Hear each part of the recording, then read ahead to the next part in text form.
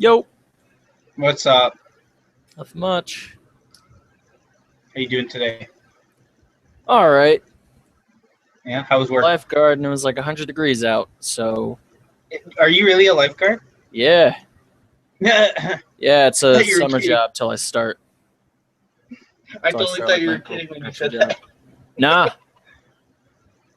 Nah, the city halved the admission, so we were just like at capacity the entire day. It sucked. Wow, that totally does suck. Where do you work out of, or what is the name of the place? I don't know. It's like a city pool, like a Oh. big one. Got it. That's pretty fun. Not really. Could be worse though. Could be working at a dead end job, aka a pawn shop True. that hired 3 new managers today and 7 new supervisors because they won't promote anybody that actually works in the store. Oh, Makes shit. sense. Yeah, That's lame.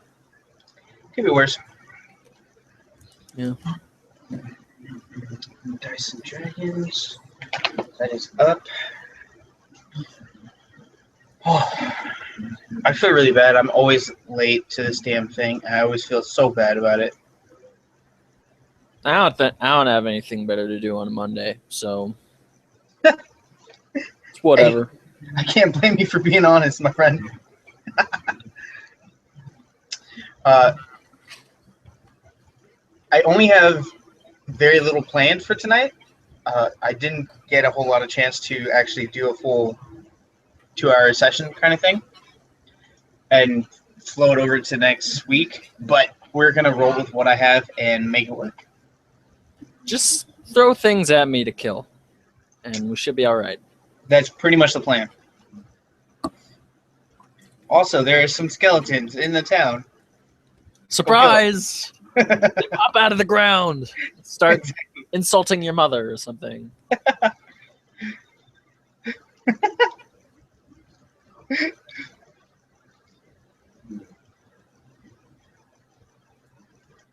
Hmm.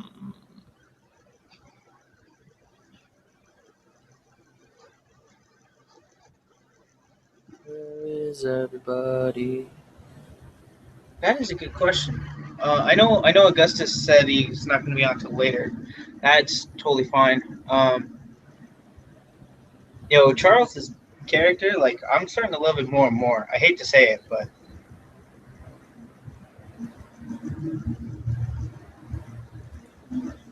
Mm-hmm. So I played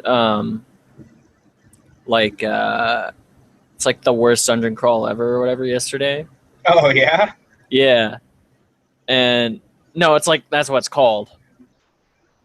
And I was a wizard that got polymorphed into a wizard's hat. So I was just a fucking hat the entire time. It's like casting spells. What's up, guys? I want to cast Mage Hand so I can walk. Yeah, that's what I did. So at one point, I had Mage Hand. I was just like, I do this to the monster.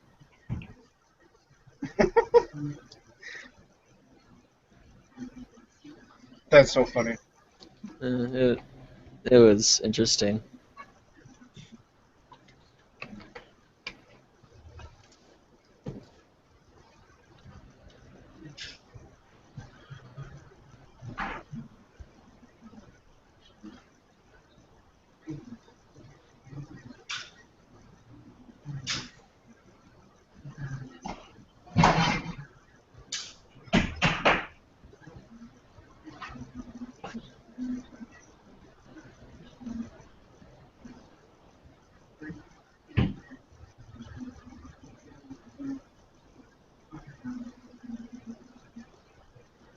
Just so you guys know, I'm going to be using Dice Stream because I can't find my dice. It's all good. I got a sweet app for my phone. That way, if I'm actually a player, I'll use Dice Stream or whatever.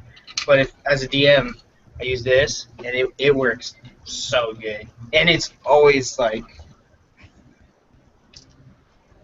It's always so good. Mm-hmm. Where is... Da-da-da. Is David? Do I have David? Yeah, I have David. What am I thinking?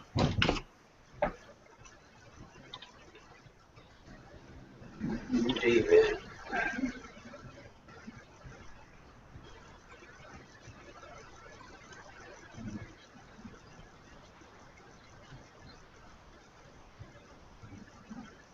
Okay. Yeah, he made an incredibly creative backstory. David, it's so good.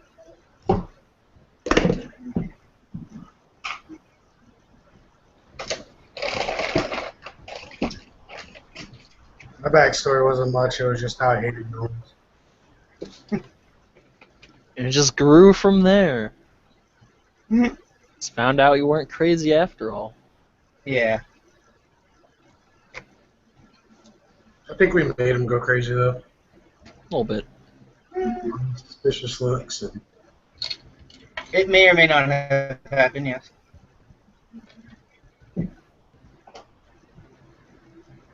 the only one I truly trust is Shambles. Say that again? The only one I truly trust. Only when you trust is Campbell's? Yeah. Oh, Shambles. I'm gonna kill Shambles just for that. Aww. I thought you were gonna kill him last time. Yeah, he was supposed to die, but... You should have had the Vampire Lord kill him while he was fucking with me. Sorry, I'm smashing out Not some. too late for that. Just giving him ideas now. No. I'm pretty psyched for this next week. I have Thursday off, I think. Yeah, Thursday, and I'm just gonna literally write a whole story, like from end onwards, like from what we do today. It's gonna be so amazing. I am literally so happy that I have a whole day off that I'm just gonna write stuff.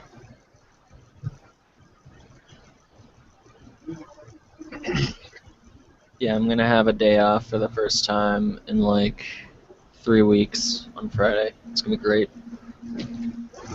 Go for a hike. Nice. The only day I got off this week was today and Saturday.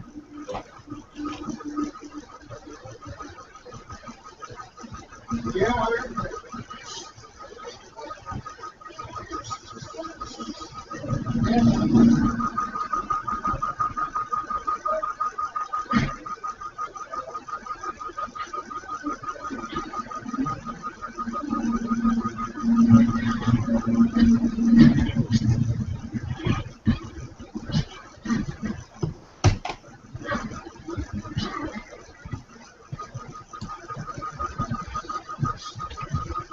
All right.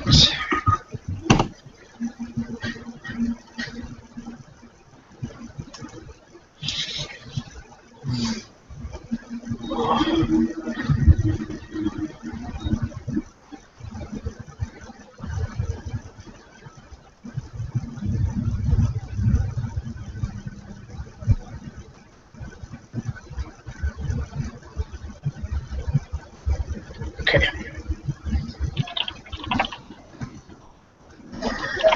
Oops, I can't spell.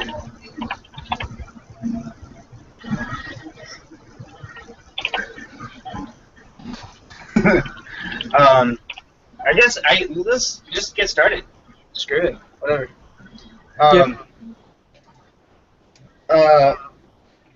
As you remember, you were headed back to town from the graveyard, from the crypt, and you were dimension doored back while the town was going insane. There was a great weird mist that had overcome the city that made people do and act very incredibly weird. Um, it uh,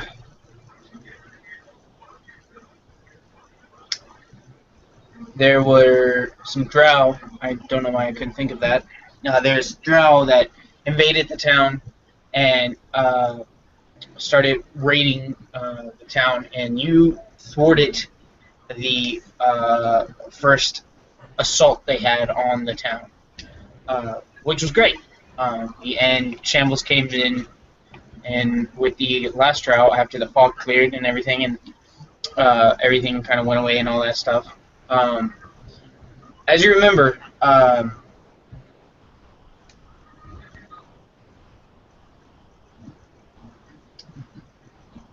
Barb informed you guys that the mayor. Whoa! You got really quiet. The mayor wanted to see you guys. Sorry, I just noticed you guys both muted your mics because I'm that smart. Barb had came up to you two because you two were both looking for where the drow went, and Barb told you that the mayor wanted to speak with the whole crew. We can. Well, I'll let you guys decide if you guys want to start now or if you want to press forward and then we'll just catch them up later. Because it is critical, but I'm tired. Then there was an ambush. Yeah, exactly. But it's totally fine if we want to wait for them. If we want to wait for one or two other people, we can totally do that. I'm fine either way. I'm letting you guys decide if you guys want to get started now. Then we can catch them up later, or we can just wait for them. Yeah, let's just catch him up. Sure. I'm good with that. Are you alright with that? Yeah. I think they might have like signed out of Facebook or something. Yeah, it happens. I'm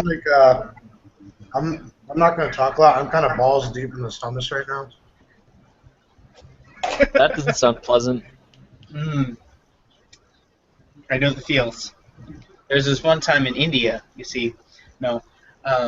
Alright, so you guys are all summoned back to the mayor's house, and the mayor kind of slowly looks around the room and looks at all of you as he did last time, and just kind of longly gazes at each of you. As he does so, he slowly speaks up when he comes to you, Avril, and he says, You are the one that has been visited by that vampire. And I'm assuming you're just shaking your head yes? So you shake your head yes at him, and he goes, What exactly did you see? I'm gonna put my hands together like make it like a spider. Touch my head, my scars. I'm gonna try to like charade this bitch out. Are you like charading it? Yeah, I'm like spider. What are you, mute now? I'm just roll performance? I'll give it to you as performance. Too bad I got a fucking -1 on performance right now. Holy crap. Well, hello. It's like, boom, here. It's like spooky scary because he's like not talking. Great. I got an 18. Okay, 18? Yeah, so he gets it. I see. Okay, really quick, you've all been summoned back into the mayor's house. As you remember, that's how we closed last week. You all get there, he scans the room kind of slowly and steadily, and he comes to Avril and says, "Oh, you have been visited by the vampire," and he does a little charades. Spider. Spider, thank you, and points to the scars and stuff that he received from the beginning of last session, and he goes. He continues to explain. I know that you didn't think what you were doing was wrong, and it wasn't. I sent you there. However, you went too far, and you went into my private chamber. And because of that, you have ruined the stability of this town. I'm sure you have seen many different things here, most of which is concerning is the vampire to the north. And he pulls back this curtain, and behind it is, you can see the northern hills where you were originally sent to the cave, and you can see past that, and there's a tower that shoots straight up like a spire tower, but it seems to break, and it looks like the actual top, the actual ceiling roof, and the windows of it are floating above the actual tower.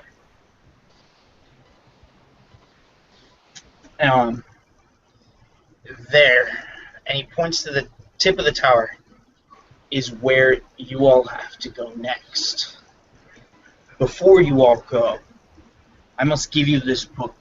And he hands a book to Burke, because he's the closest.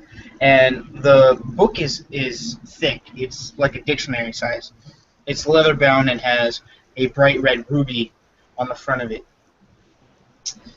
He continues to explain, go to the tavern and tell Jerica that you are to stay there and read this book, uninterrupted, in his finest rooms. And he... I have it in my notes. Why are my notes not pulled up? There it is. Oh, right. So he continues to give each of you a different colored gem. Each of them have some sort of weird discoloration inside of it, and you can each tell that it's about the size of a quarter, but it's perfect. They're all perfectly sphered, but they're all different colors. And he hands one to each of you, as everybody collects one of a different color. If you want to pick a color, you're more than welcome to. Just make sure it's not the same color as somebody else. And he hands... oh,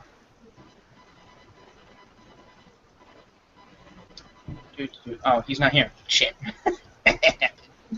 Alright. Well then, he hands the druid a staff that at one end looks like it's still growing roots, and it looks like it's constantly growing and shrinking roots at kind of like the top of the actual staff. And there is a green orb on the top of it, and he says, "Take care of this for me, my friend, and stay with Jerica." So, what are we doing? I'm gonna look at my gem, and I'm just gonna kind of like I'm gonna put it in my pocket. Sure. I kind of just hold the purple gem up to the light, and I ask him, "So, what do these do?" Good question, my friend. When you get to Jerica's, you'll read it in the book. That he kind of points back down to the top of the cover and kind of like taps it a little bit, so like, you know. All right. I don't usually read the instructions, but I'll take your word for it. Anything else we should know? You're headed into a very dangerous place. I suggest you get plenty of rest and silver your arms if you can. I'm gonna pull out ball cutter. I'm gonna show it to him. Absolutely. Ah, I see. Very fine sword. The engraving, little abstract, but good nonetheless. I'm gonna sheath it and I'm gonna about face and walk out the room. I Heading back to follow. the tavern. Okay. Yeah. Actually, I'm gonna go say hi to my dwarf friend at the smithy because neither of us talk now. I'm just gonna walk by and be like, Yeah. So when you get there, he scribbles on the board. How's the sword? I'm gonna grab his board. I'm not even gonna ask. I'm gonna scribble out very nice quality. Thank you. He erases. He snatches it back from you, erases what you said, and goes, "I can hear you." I snatch it back from him. When he does that, he opens his mouth, and you can see. Have you seen Pirates of the Caribbean 1? Mm-hmm. Okay, you know when they're talking about the guy with the parrot, he's like, "Why does he have the parrot?" And he opens up his mouth and he goes, No tongue. and the tongue's cut out. Yeah, he shows you that. I'm gonna grab the board and I'm gonna say vampire fucked me up. Don't feel like talking about it. He erases the board and goes, "Ah, I see." And holds it up to you. Yeah. I'm just gonna wave goodbye and I'm gonna go back to the bar and drink my sorrows. I'm gonna go get drunk as I can. Now you need to. Yours is already silvered. You already have a silvered rapier. However, these guys don't. I have a warhammer. That's silvered. Yeah. Hal, did you want to silver your weapon? They still have silver ore from their first or second encounter or whatever. Yeah, we've got First one. encounter. Yeah. Yeah, man. I think you have two, right? I have 2 rapiers. Yeah, but if we just want to do one of them, that's cool. Okay. Alright. So Yeah. the blacksmith has a little chalkboard about that big, and he erases and he writes something down and holds up to you, and it says, "What can I do for you?" Because he's never seen you. He doesn't know who you are. Okay. And my bad. I actually fell asleep on my keyboard. So give me a quick summary. I came in at a vampire. So what else do we got? You've all been given a gem of different colors. Burke got the purple one. Mine's green. Green. You can pick a different color, whatever you want. Just as long as it's not purple or green. Okay. Yeah, it'll be Fade would have a glowing, kind of mystic type blue. Sure. Yeah. Absolutely. You get a blue. Do you want it to be a light blue or kind of like a dark navy blue? Dark blue, kind of kind of deep space type. Yeah. Totally. And you all get that gem. He explains that the tower to the north that you saw, it appeared that the ceiling and the windows were floating above what an actual tower looked like, as well as that you needed to go there to hunt the vampire down and kill him. That is his territory. Oh, you're out to kill it now. You're out for blood. He suggested that tonight while you're sleeping, that you read this book that Burke has been given. It's leather bound that has a red ruby in the front, as well as to silver your weapons if they're not already silvered. 2 of them have already silvered their weapons. I know that they both have. I didn't know if you wanted to do it now or not. Yeah. That's cool. And where did... So, like, we left off last week, where'd the vampire come from? Is that the dude who sent the soldiers, or is that something new? We have not found that out yet. Probably. Okay, cool. Yeah, so, I mean, I guess, you know, these guys come in, and Fade will, you know, for posterity's sake, won't know any of that. He'll come into the tavern because he just disappeared from the guys last week, and I guess he'll. No, if you remember, we'll say we left off with everybody getting summoned back by the mayor, because you and Abu were actually hunting. Yeah, you guys were hunting for the footprints of the drow. Yeah, and you guys. Yeah, and we saw something creepy, right? What was it? A deep gnome that was petrified, and we saw a cave entrance. Yeah. Right. Somebody's got a good memory. I'm pretty good with that. I remember everything. I'm like Bill Clinton. Nice. Yeah, Cool. you guys did find the deep gnome to the south of, or I'm sorry, to the southeast of the tavern with a cave, oddly cave entrance. Oh, sorry, for 1 second. Quick sidebar.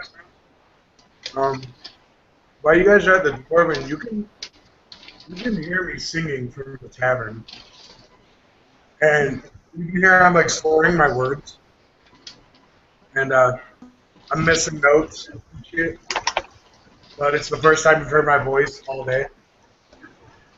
I'm gonna go kind of a little bit of drunken mess too, just a little bit. Yeah, you just hear me singing about the vampire lord coming to my sleep. And it's kind of like a ballad. I'll leave it at that. Cool. And so Fade he'll intercede, and we'll say he talked to let's see, I guess Burke briefly and heard this, and so he'll go up to the bartender and says, "Believe mine could use some silver as well." Jerica, Sarsaparilla, what the heck? There it is. Sarsaparilla, Jerica will tell you, I don't have any, my friend. They have it all. As he points to Burke and Avril and the other gents. Here you go. As he holds up the silver, Jerica kind of like scanties over. Oh, you have more. Oh, my friend. Oh, you are in good luck today. And you take it back. I hand it and to Fade. And he's like, but my silver ore. I'm gonna point ball cutter rather close to his balls. Whoa. To Jerica? Yeah, I'm Or- drunk. Oh, I just kind of grab him by the scruff and kind of pull him back a bit. Jericho, we need this silver ore to go kill this fucking vampire. You understand, right? And then, as he says it, I'm going to scream, "The one that raped my mind in your tavern." And I'm gonna try to reach out to try to yank him up by the throat. Like as you do so, you see him like panicking, and he runs behind the bar I put myself between them. as to grab his silver, and he just like grabs it and like puts it under his shirt, and you can just see this like shirt that's like clunked out because of the silver ore, and you can see his rope like belt is sagging over. Jericho, we really don't have time for this. My friend, vampires are no joke. No joke at all. This is why we need the silver ore. I have mine. You take that one. Take Shambles to get silver too if you need him. Oh wait, he didn't take mine away? He grabbed it, but you snatched it back. Oh. Remember, he took one at the very beginning when you first came back Okay. from you guys. That's what he has. He has that big clunk. Everybody had a big clunk, remember? And that's what he has under his shirt. I'm going to Jedi mind trick him. I'm gonna try to use charm person. I don't have any spell slots still. That 1 second. Go ahead. Alright. I'm gonna try to use What? charm person and Hey, tell me exactly how you're going to charm him over in your drunken state. I'm gonna do is I'm gonna like hide my face from him. I'm gonna try to burp real quiet, but it's gonna come out real loud like burp. I'm gonna be like, Jerica. And I'm gonna stroke my non-existent beard. See these scars? Wow, I got these scars. How, my friend? How did you get those, my friend? Your tavern last night. Vampire Lord. I'm gonna give you one chance where I will feed you to this Vampire Lord. And I'm gonna like lean in real close. And I'm gonna whisper so only you can hear. I'm like, it's my sire. Oh shit! Are you doing? You're doing charm person or intimidation? I want to charm person, try to get the silver, and I want to try to intimidate him with that. Wait, isn't? Try to do, Okay. like, What'd you get? I didn't roll yet. Oh, go ahead. Roll. Charm person is a wisdom save. Oh, it is. Yep.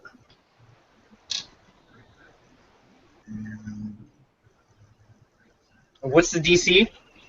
The DC is 13. Almost worked. Ah. I still got intimidation, so All right. let's go for that. Yeah, that definitely go for the intimidation. Let's do the intimidation. Intimidation was 19. What? Okay, yeah, he is scared shitless. Literally, when you say that, you can literally hear like drops hitting the floor because he peed himself. I'm gonna hold out my hand for the silver. I'm just gonna keep my eye contact. And he kind of like looks at everybody and just kind of like, We all But- need to do our part. okay, but I get the druid. And he points over and he's like, sure. What? You know, just for the sake of the game, Barb and I just forgot it. Flar, Flar. yeah. I'm terrible at this. Flar are going to stay behind at the bar with Jerica to protect him. Since you just told that most intimidating story. And he slowly pulls out the silver ore and slowly kind of puts it in your hand. I'm gonna be like, Did he fall asleep again? Get happy, and I'm gonna throw him a Eyes up. No, bowl my bad. Like I'm gonna make it hail. Be like a run for everyone. 2 for Jericho because he needs to replace fluids. Everybody in the bar just kind of raises their glass. And then I'm gonna pass out on the bar. Like I'm not like laying on it like this. I'm like laying on it long ways. So you climb up on top of the actual bar and just pass out on top. But I'm gonna be like this. All right then. So Fade, he's actually, the nape of his neck is like resting on Fade's arm, and so Fade just tries, kind of like looking very strangely at the cocked head, just kind of tries pulling his arm out from under his neck, and then his head just kind of hits the bar top with a thud. And I just snore really loud. That's hilarious. Oh my god. But you have a book that you need to read, and you all have gems you need to figure out what the heck they do. I'm not doing any reading right now. I'll read You it. got it. So as you open up the book kind of magically flips between pages, just kind of waiting for you to do something else. Like when you're holding it open, all the pages from cover to cover are flipping back and forth. I hold up my purple gem. When you hold up the purple gem, it kind of almost brushes against it and then flips open to a certain page, And when you open up the page, the purple gem is when crushed or thrown, creates a darkness shroud that no creature can see through for 30 feet in a 30-foot cube. It's like a darkness spell. Exactly. However, it can be targeted and thrown. Okay. And you read Infernal, correct? Yeah. Okay. And then on the very side of it says "Do not eat" in Infernal. I'm not that it should come with a warning, but it does. There's always that one person in the party. There always is. I kind of rifle through the bard's pockets and take his gem out and just hold it up to the book. Sure. And you had the green? Yep. Okay. Did you guys see the picture I had? Yeah. Alright. Alright. Green. That is... okay, so when crushed or thrown, creates a pool of deadly green gas that does 2d8 necrotic damage. I'm sorry, 2d8 plus 4. Good. So, in a sense, it's Cloud Kill, but can be thrown. And then again, in Infernal, at the very bottom, it says, "Do not eat." Fade's been kind of standing over Burke's shoulder, and he'll reach forward and hand him this deep blue one. I hold it up. As you hold it up, it flips over, and the blue one is, when crushed or thrown, yet again, creates a 30-foot cone, or 30-foot cube of lightning damage. Oh shit. Does 2d8 plus 4 damage. And if they are wearing metal, we'll take an additional d8. It's like a lightning fireball. It's badass. Yeah. Nice. Flar will hold up his red one, and it is a 2d8 fireball. And then Barb will hold up his, which orange. So I'll give him orange because it's a really good one. Will cast confusion amongst a 30-foot, when crushed or thrown, will create a 30-foot cube to cause confusion with a DC of 17. Wow. Hey, Ba. Want trade? Why don't you hold on to it, since I'm going to be here anyways? And he kind of politely hands it to you. Thank you. Mm-hmm. I'm gonna wake up real quick, and I'm gonna hold up the gold voice, the gold piece, like another round for me, and then I'm gonna pass out without even getting around. Shambles many more is going to pour you a beer and put it right next to your head and put his hand on top of your chest, just waiting for you to do anything. I got the gold piece just like dangling there like this. Okay. Get And the he will- funnel. He will plug it out of your hand and take the beer and slide it against it, so it's like the cup is like, you're laying like this, he slides it so it's against your face, like against your cheek, pressed up against your cheek. I got something to drink in the morning. Yeah, warm beer. Sounds delicious. Warm beer and bread can raise the dead. So at this, Fade is torn from the book with Burke. This is one of his personality traits. He's fascinated with human food and drink. So he'll kind of sneak over to the bar, real quietly, just kind of pick the beer up I'm gonna grab against his his wrist. face. I'm gonna wake right up and grab his wrist. Make a. shouldn't have done that. We're gonna make a dexterity contest. Ah, If you can sneak the beer out, or if you can grab him in time. Where's my Type it in the chat for me. it's all right. I'm okay if it doesn't happen either. I got a plan. Oh, okay. Oh, Okay. oh, he sneaks the beer. You try to grab him, and you just end up like face palming yourself. All right. Fade, So you now have his beer.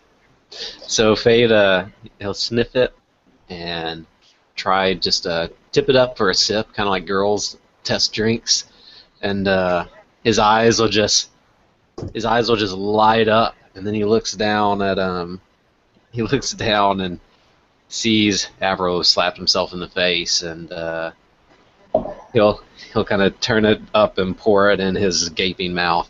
All right. I'm gonna try not to drown on it. Okay. Passively, I'm gonna try not to drown. Make a chug check. I don't know how to do that. Constitution save. Yeah, that's what I was saying. Constitution. All right. Don't be a bitch. Oh my I god. got 13. Good enough. So he chugs the beer. This little goes up your nose, but it's all good. I'm gonna have one hell of a hangover tomorrow. Can I make a con check to try not to have a hangover? Yeah, we'll do that later when you guys wake up. As you guys are still rifling through the book, the mayor comes into the bar, and he goes, "I think you might want to take this one too." And he hands Fade a yellow stone. When you hold it over, because I know that's what you're going to do, when you hold it over, it does 2d8 sunlight damage, and what that is supposed to translate into is when crushed or thrown, it does 2d8 fire damage, but it is the intensity of the sun. So it's radiant damage. Right. Alright.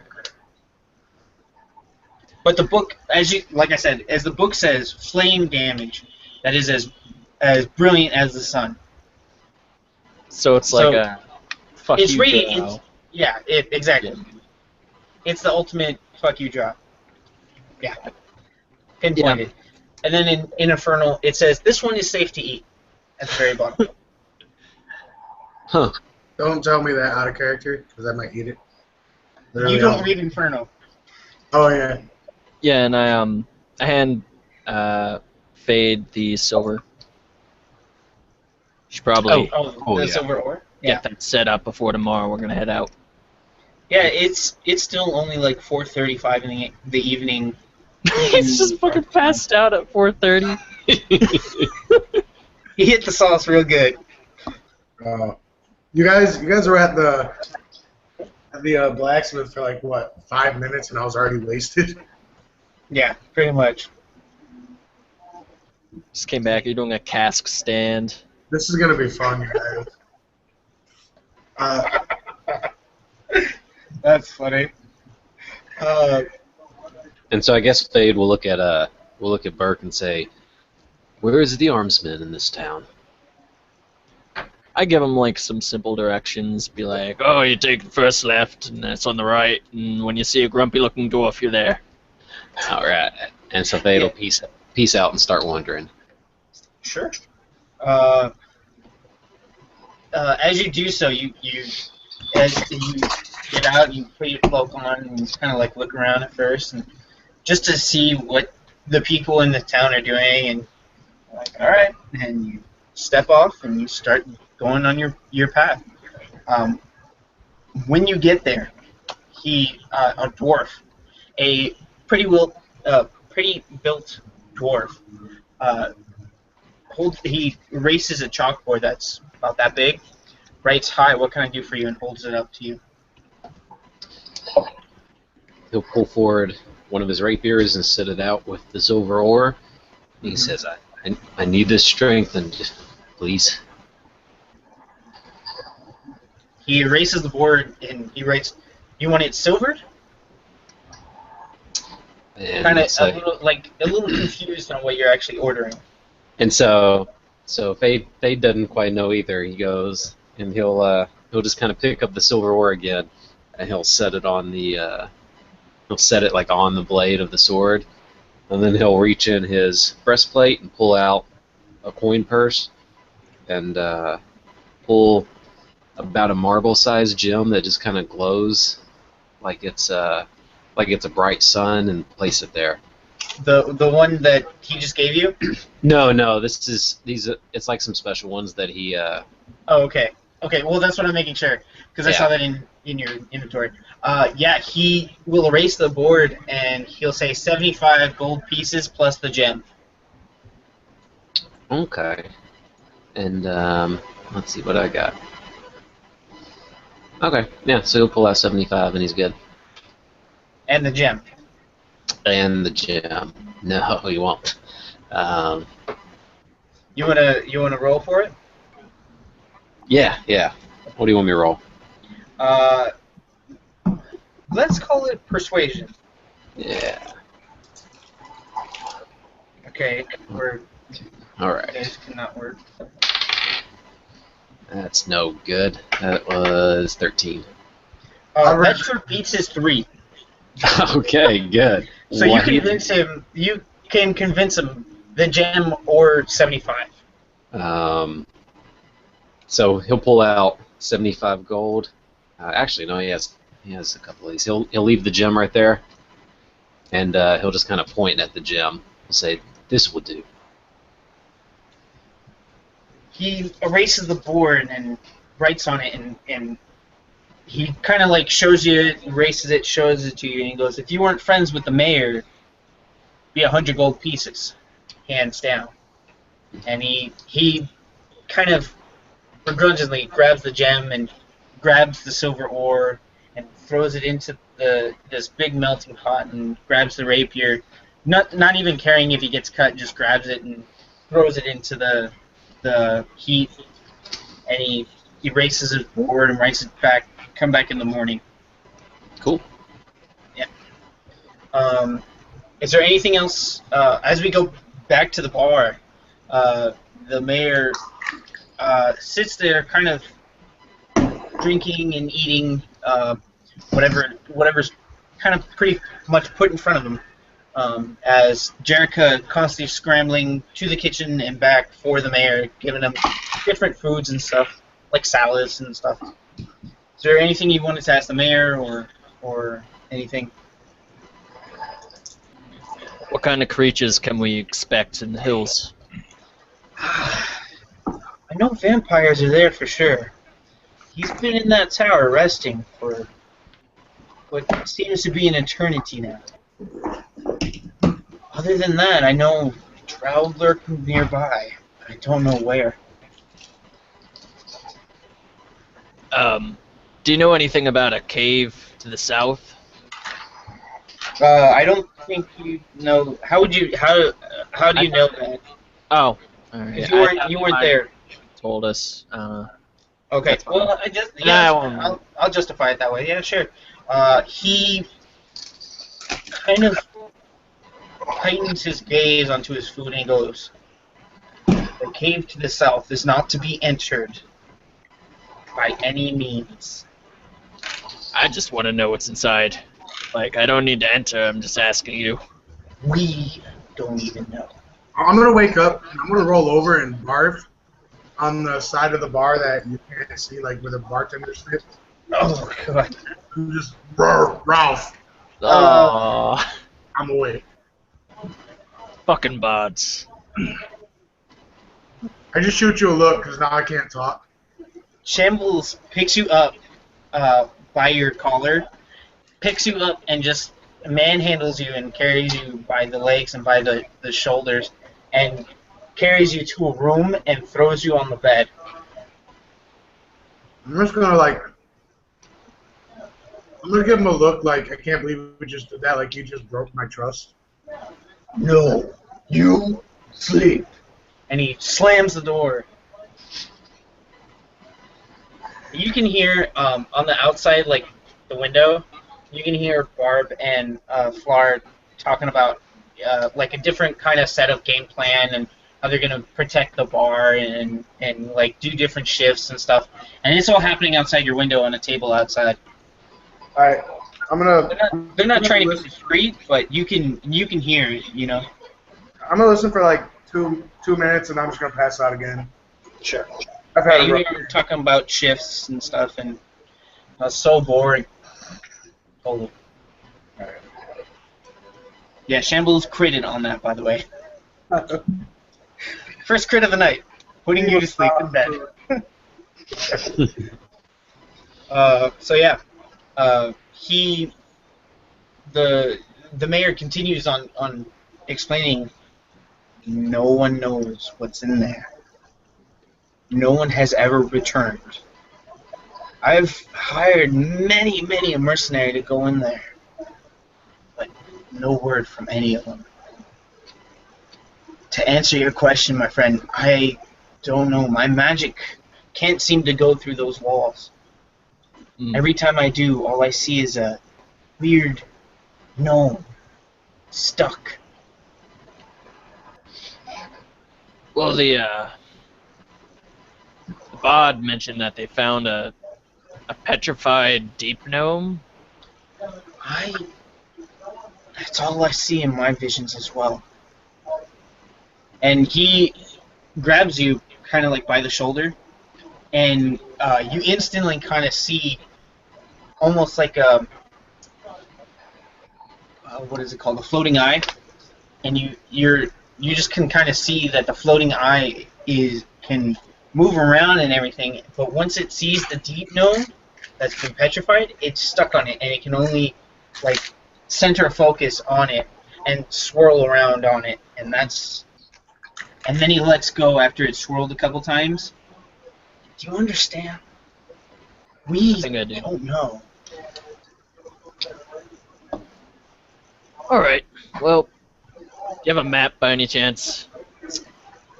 Yeah, I think I do. And he reaches into his bag and he pops open what appeared to be a small brown bag, and he opens it up and just shoves his whole arm in there and pulls out a map, and he gives you a map, and you can see that there's 4 hills to the north, 2 on the west and 3 on the east, 5 hills total. My math is great. And the map also contains the route to the cave for Jerica's silver ore. It also contains what appears to be a V and a T in Infernal, as well as a route to the east from which you came, and then a route to the south. Okay. The one leading south goes directly to the coastal front and heads straight down. It is marked in a different color, as if the coast was marked in black. It'd be marked in kind of like a brownish, reddish color. The road to the east is marked in a green color, and the one marked upwards is marked in a dark gray color. You can tell the difference from the gray and the black, but it is a very solid silver gray kind of color. Okay. What are the V and the C on this map? V and T. V and T. And yeah, Victor Tango. It sounds like a Lone Star name. What are these? What is this? Vampire Tower. Oh. Well, that makes sense.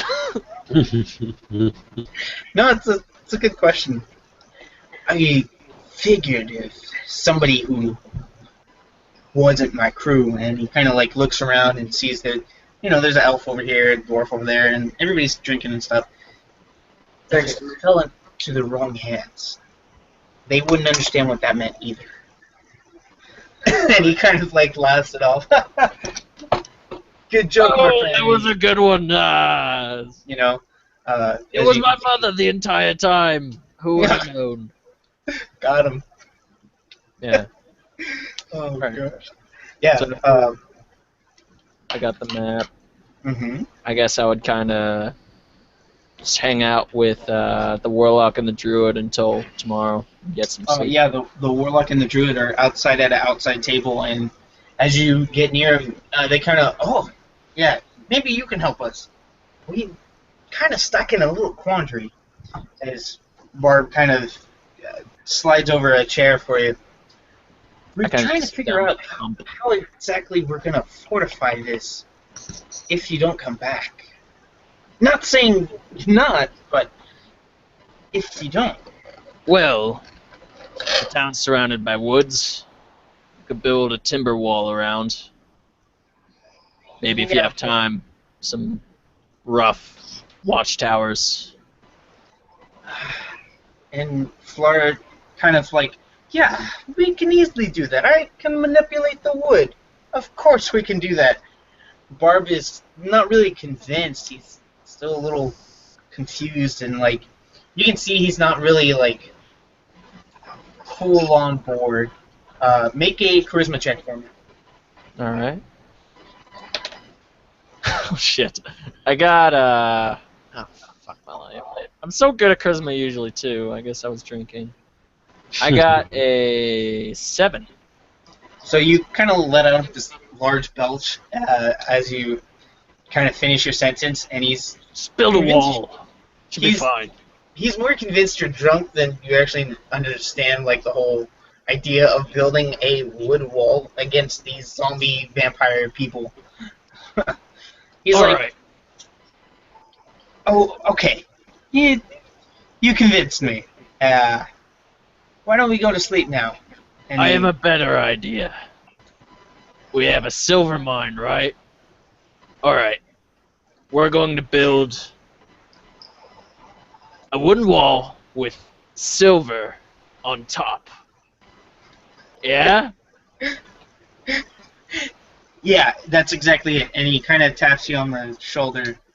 But as for shifts, and they start talking about, oh, maybe I should take the first one because I have dark vision and I can see a little bit better than you. And Barb kind of counteracts, well, I prefer the more sleep anyways, so I would prefer going first so that way I can sleep through the rest of the night, uninhibited. Okay. I walk away. It's like, oh. They Yeah. both have dark vision. They're half elves. Well, yeah, but you know what I mean, because his wisdom, Flora's wisdom's better, so he can see farther and perceive better. And I stuff. go to bed.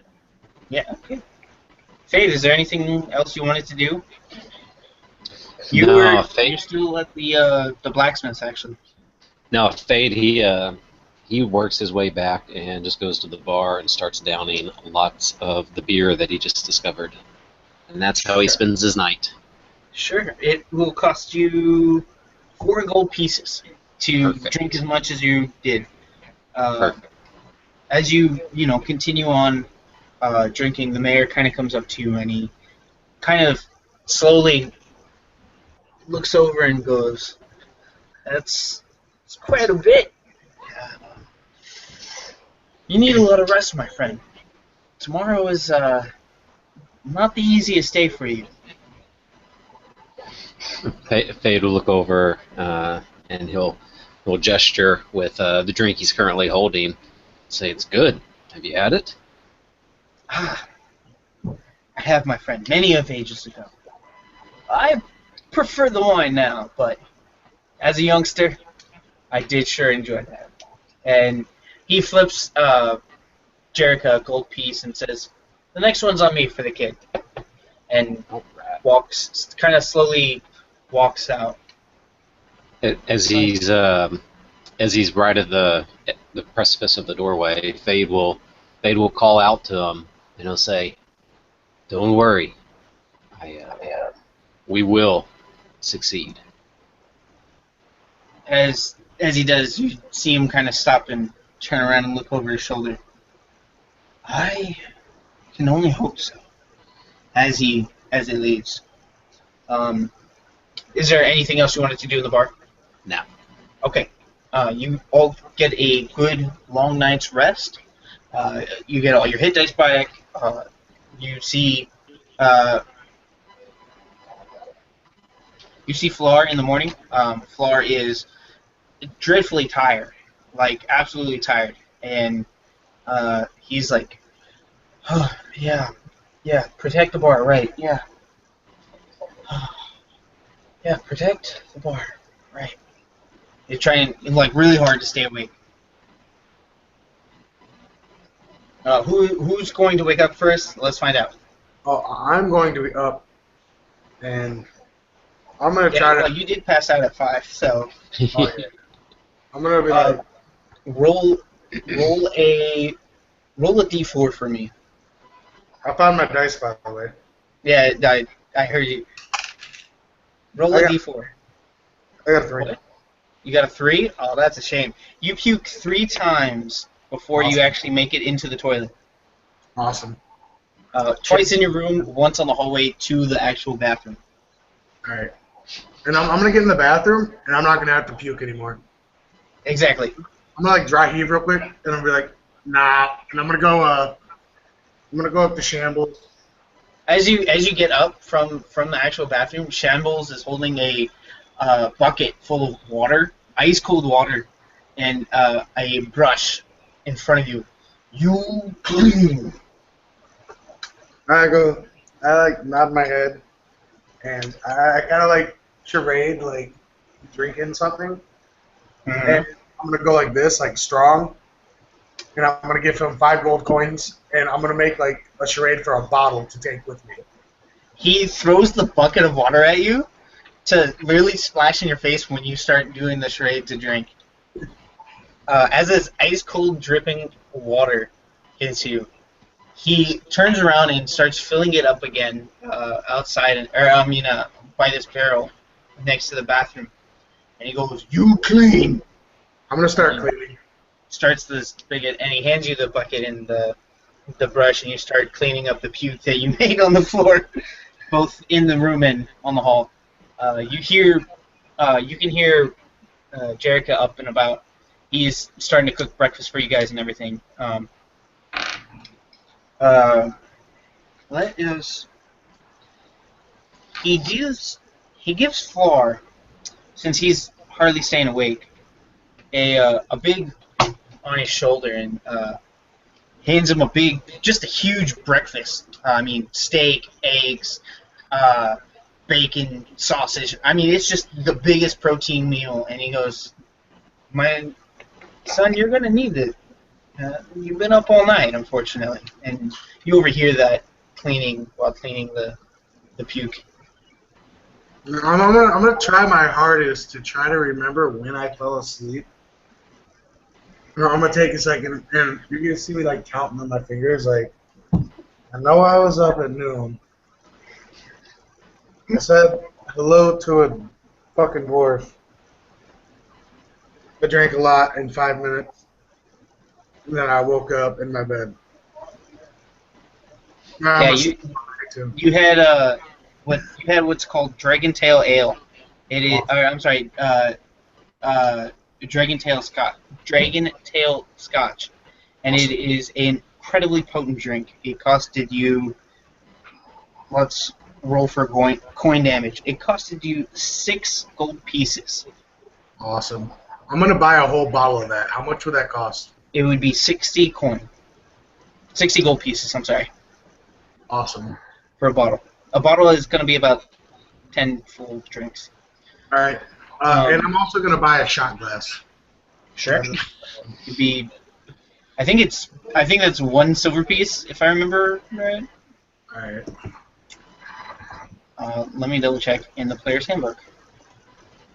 I've got my player's handbook open, so.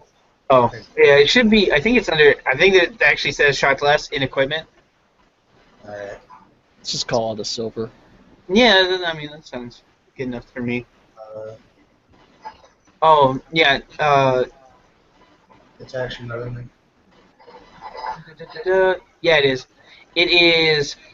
You want a shot glass? Yeah, 1 silver piece. All right. How big did you want it? Did you want a gallon or did you want a mug? I just wanted enough to fill a flask. Oh yeah. Okay, we'll call it a gallon then. All right. That sounds good. So 61 silver pieces. I'm sorry, 61 gold pieces. 60 gold pieces, 1 silver piece. God, my brain is tired. Holy crap. Anything else you want to do before the others wake up? Other than clean your puke? I'm gonna take a sip of that whiskey. Just a quick sip so I can try to talk a little. And I'm just gonna be able to be like, short phrases, and I'm just gonna look at Shambles and say, "Sorry," and that's it. And I'm gonna continue Shambles, cleaning with you. as you're about to like lift up the first shot, Shambles takes it from you and goes, "You clean, then drink." And he's I'm holding pulling the out my shot razor. glass like perfectly like centered in his two fingers, like he's a professional grab artist, and just snatched it from you. I'm pulling out my rapier, and I'm getting pissed. Okay. You really want to do that to Shambles? Alright. I don't want to do it to Shambles, but I'm gonna do it to Shambles. Yeah, I'm gonna like. I've still got the flask, right? Yeah, you have. I mean, he has both right now. Oh. I'm gonna try to like rapier is a piercing weapon. I'm gonna try to like slap his hand with it. Try to get him to drop my flask. Yeah. Sure. Make an attack roll. And while I do that, I'm gonna try to grab the flask if he drops it. Sure. Make an attack roll. See that? Get out of here. Yeah. So you smack it hard enough that he drops both the actual flask and the shot glass, and you slide your sword under one, and you grab the shot glass, and I'm downing that bitch. Boom! he goes, "No fair. You clean." And I'm like, Shambles, I love you. You don't know what happened to me. Throw, rape, head. And he kind of slowly grabs the bucket and holds it up again. "You clean or I dunk." I'm gonna hold out my arms like, come at me, bro. Okay, he throws the bucket of water at you. Awesome. And I'm gonna clean up with the puddle on the ground. I'm just gonna start cleaning it, but I'm gonna smear it all over like an angry child. Like, Yeah, totally. Good enough. Burke and Fade, what are you doing when you wake up? So Fade's just been kind of sitting in his little meditation near the fireplace, and and he wakes up and sees Avril sitting here just like pouting and slashing water everywhere. And he'll stand up and go over, grabbing another bottle of ale, and he'll dip it up. Says, "Great stuff, right?" Like not even phased at all. Doesn't understand the concept of a hangover, so he's just being too loud and dealing with Avril. We're going to have 2 drunk people in our group at all times. At least. Great. Sorry, Yeah. sorry. No, my landlord got a new vacuum and he's showing my fiance how to work it. Yeah. It's okay. As you start to stand up, Jerica brings over a plate full of different meats and stuff. While you were meditating, somebody put a bear skin over you to keep you warm during the night, as well as you overheard that Flar was up all night long, watching the bar and making sure nobody got hurt or anything. Yeah, I'm in like professional mode right now. I'm like on the job. I eat like a little bit, but then I start like sharpening my sword and making sure everything is good to go, making sure my armor is actually like oiled and stuff like that. Yeah, sure. Yeah, you totally sharpen the blade to an extreme point. Like a brand new sword, so Exactly. It's shiny. It's super nice. As you do so over the nighttime, you feel more accustomed to the actual scimitar that you just received. And when you grab it by the hilt and you kind of like slash it through the air, you can actually feel like you can control the actual lightning inside the blade a little bit better. It will now change to a 1d6. However, one of your 3 magical items will be attuned to this sword, the scimitar that you received. So, as a fair warning, you have 2 left. and you can like unattune stuff, right? Right. But you have to either sell it or break it or something like that, I believe. Okay. I will double check that. Yeah, 3 magical items. That's pretty sweet. No, you can only be attuned to 3. So Oh, got you. if anybody were to wield it, it'd be 1d4 lightning damage. But because Yeah. he's attuned and sharpening it and taking care of it, it becomes a 1d6 lightning damage. I kind of offer the shield to the cleric again, see if he wants it. But if he doesn't want it, then And what shield is it? it's regular shield, but it has fire resistance. Mm-hmm. Let's see.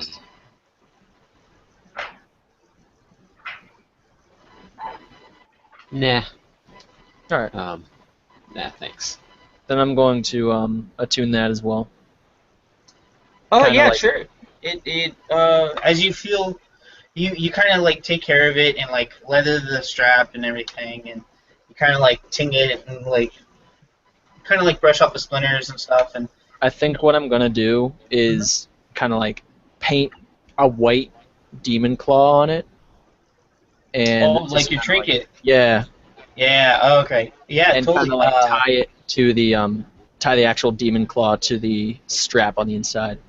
Definitely, yeah. As you do so, you feel more attuned. It is a shield of fire resistance, so you get half damage from fire damage, as well as ice damage. Oh shit! So you get 50-50 from fire and ice. And when you're wielding the shield, you see everybody else that can see the front of the shield can see almost like a yin-yang. Where it's red on one side and blue on the other, and it shifts back and forth. And it's not like a constant circle movement. Sometimes it'll like circle and go back, or It's kind of like pearlescent, I guess. Yeah, exactly. And as you move it around up and down and stuff, it kind of like shakes around with you and stuff. So yeah, that is 2 of your 3. All right. Yep. Cool. I am trying to figure out where it is in the rules. Like that? 'Cause I don't read it. On attunement, I already looked it up. Yeah, where is it? It's on page 136 or 138, actually, I think, right around there. But it says if you're 100 feet away from it for 24 hours, you become unattuned. Yeah, Okay. that's it. 136? Yeah. What's the And- personality traits? Look, 136. Oh, it's on 138 actually. A creature's attunement to an item ends if the creature no longer satisfies the prerequisites for attunement.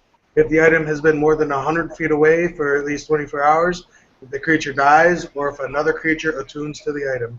A creature can also voluntarily end attunement by spending another short rest focused on the item unless the item is cursed. Okay. So I just need to spend another short rest getting unattuned if I want to do that. Okay.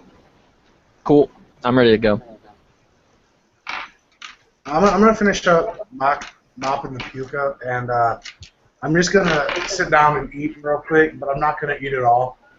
And I'm just gonna. Yeah. You take about 2 bites, and Shambles brings over another bucket of water and goes, "The room." The what? The room. Oh. I'm just gonna shoot him the dirtiest fucking look I can. And I'll go under my breath and be like, should have fed him to the drow. And I'm gonna go back to the room. Drow. I wanna go clean up the room. Yeah, after as you that- get into the room, you just see like one dog pile of puke, and the bed is like all a huge mess. Just like the mattress is like halfway slanted up. Yeah, so you clean it up, no problem. And I lost my appetite, so I'm ready to go. Now I'm gonna ask Bert, what did you find out from the book? Well, your gem, and then I repeat the description that you gave me. What was it 2d8 plus 4 and a 30 foot? It can be crushed or thrown, and it is a 2d8 plus 4 necrotic damage. Yep.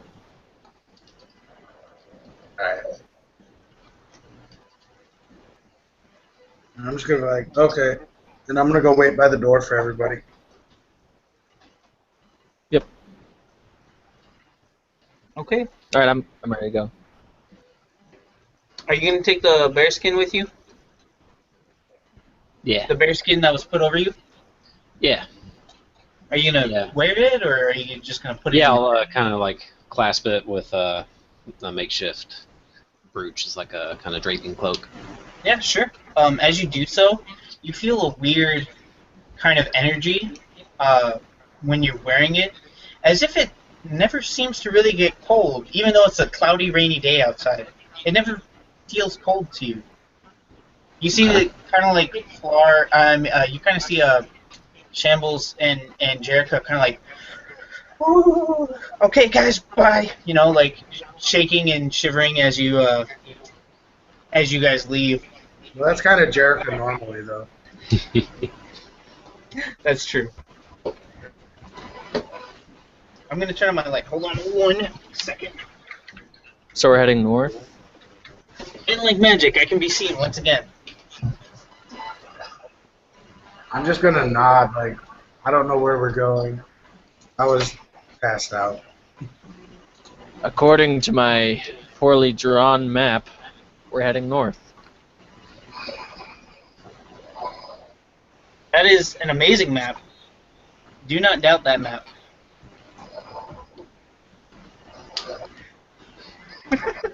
Look, it's better than the one that I tried to upload onto the stupid thing that didn't work. So you guys head up north. Are we staying to the road? Are we taking the hillside? How are we getting there? I'm gonna follow everyone else, but about every 2 hours or so, I'm gonna take another shot. I need Okay. you on your guard. We can't be drinking on the road. How many? He said about every 2 minutes. Every Okay. 2 hours. See, he said every 2 minutes. Burke, roll a d4 for me, and he will take that many steps and that many shots.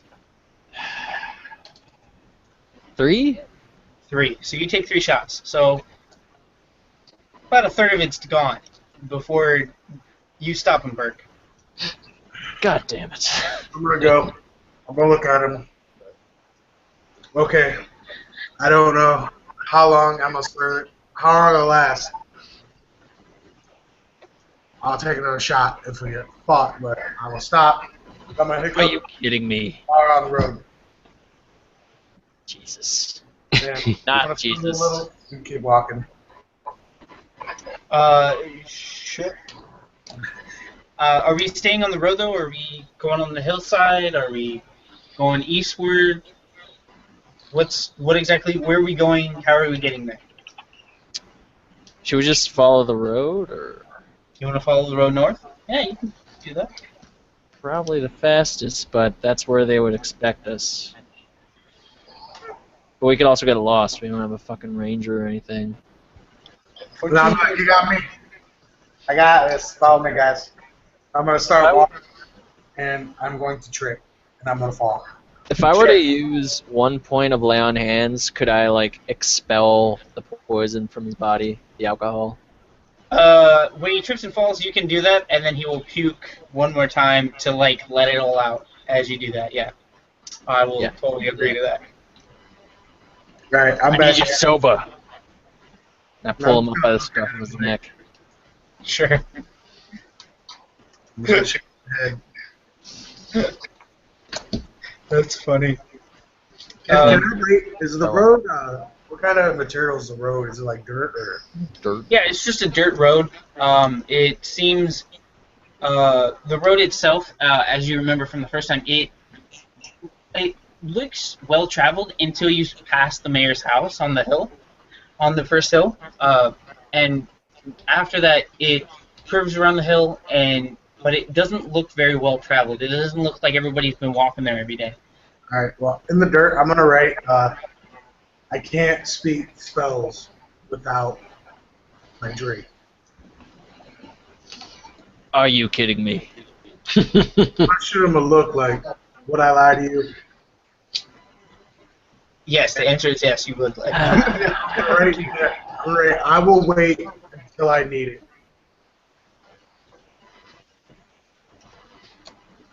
I'm gonna Fine. get up and start following the road north. All right. I guess we're just gonna walk on the road then, because Sure. I don't I don't trust the bard to guide us. So Sure. As you do so, you kind of remember the path to the mine. Fade, you've never been there, so you're taking in all the sights and sounds. As you do so, the cloak you're wearing seems awfully warm. These guys in front of you seem really cold, which is kind of bizarre to you, because you don't feel cold at all. Yeah. They feel quite warm, as if it was summertime, but it isn't indeed winter. You can see snow starting to fall.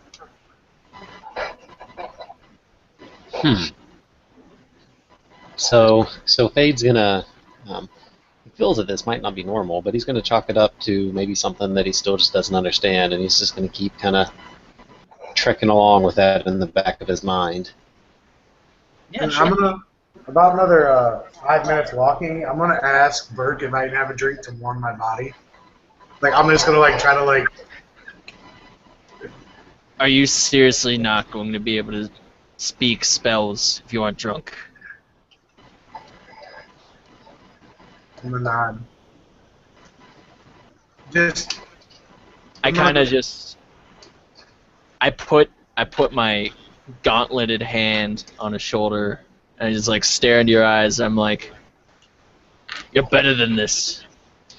You can't let this fucker break you. Intervention. And then I just keep walking.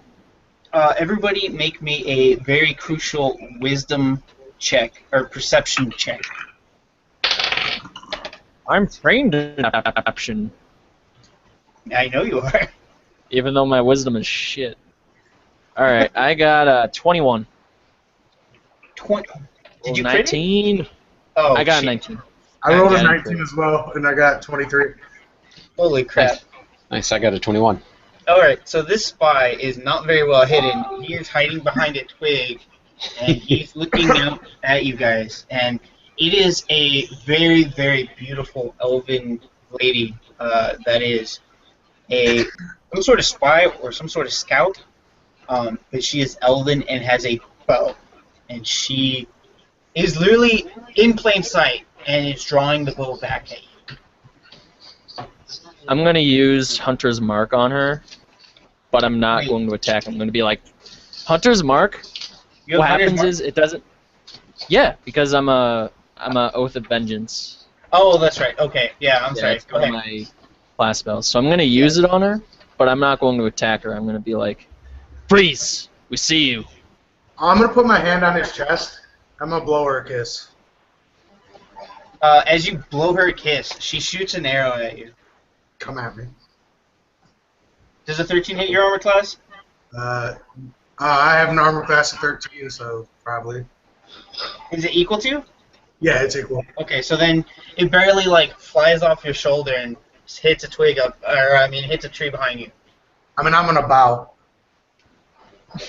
When you bow, As just go, I'm bowing, I'm gonna kind of like try to stealthily grab my hand crossbow out of my off my belt from in my trench coat and like quick draw it. Bow.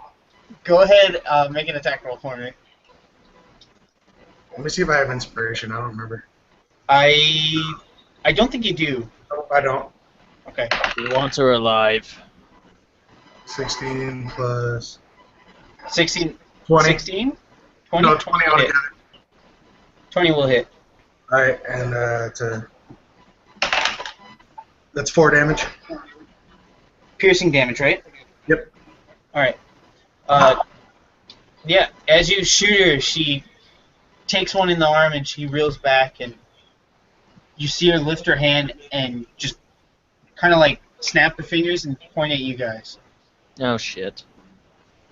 The bard Should we stuck. go for initiative, or should we continue this sneak attack stuff?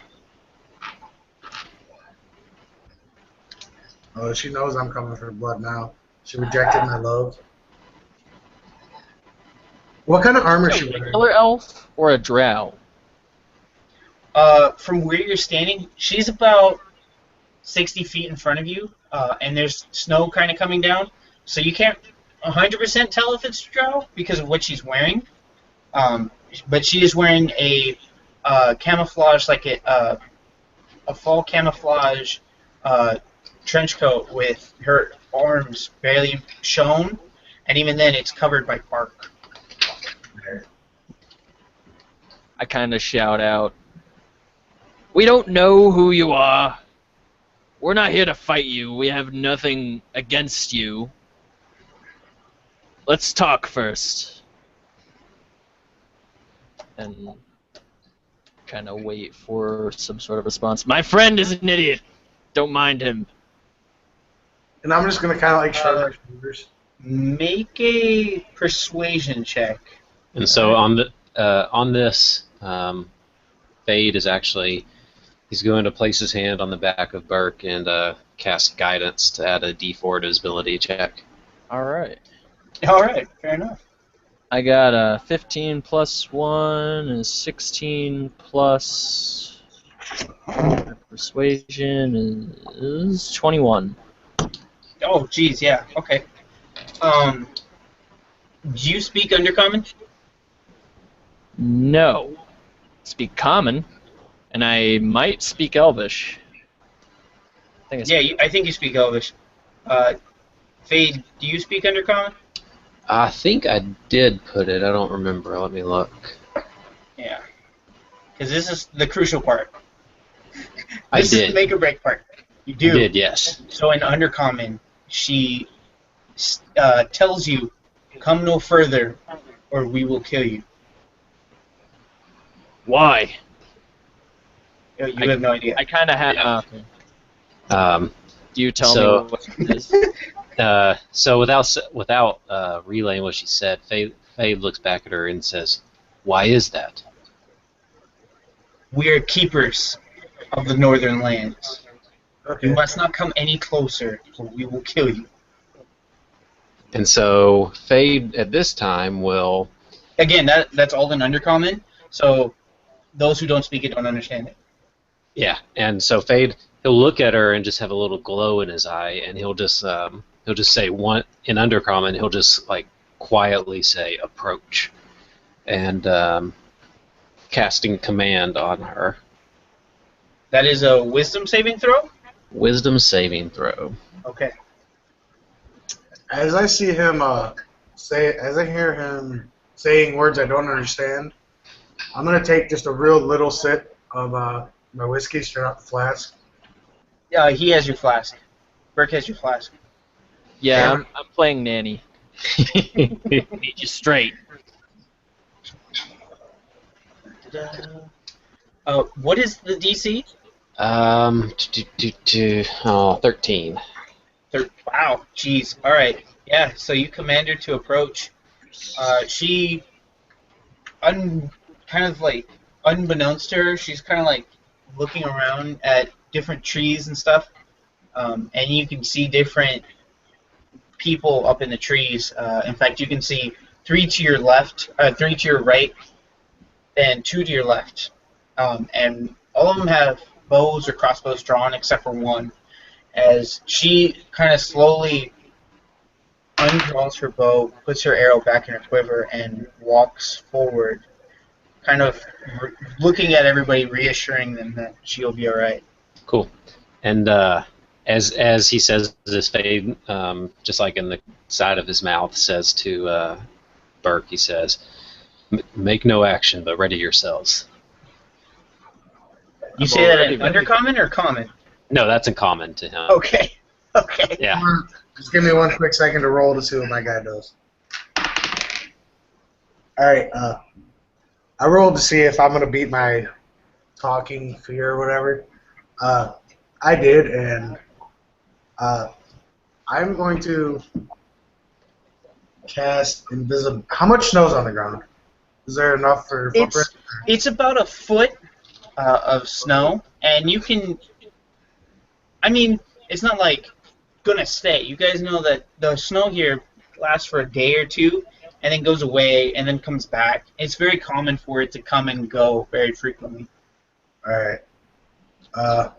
I'm just going to try to talk to her in common, and I'm just going to try to persuade her to let us pass, and we mean her no harm, and I'm going to apologize for my bolt that's in her arm right now. Don't roll a one.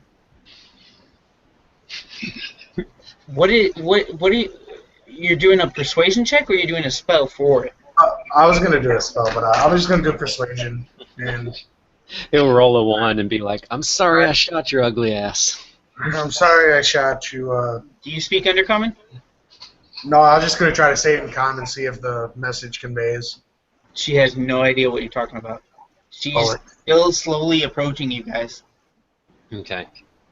So as she gets close, Fade will take just a step or two forward to meet her, and then he'll actually pull out his rapier and he'll hand it, or he'll stick it in the ground like right in front of him by her.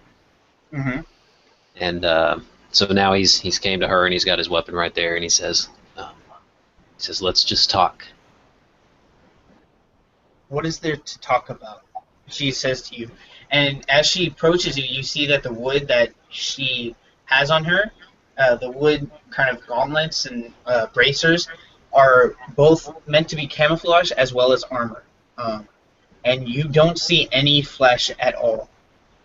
She's wearing a wooden mask that, I guess kind of in the shape of it, looks like a fox, but does not have a nose. It doesn't come to a point. It's just a flat fox mask.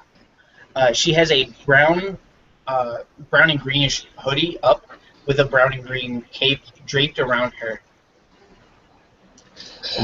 While they're talking, I'm going to be scanning the tree line. Yeah, you see where she looked at, and you see the different people. You see all of them with crossbows and bows drawn, except for one. Okay. And so He's Fade kind of in the center. So Fade, looking at her, will say, "You speak of the northern lands." And I serve no good. I serve no evil. I serve a truly neutral force. What threatens your lands? You. How? By coming this far, you have threatened our way of life.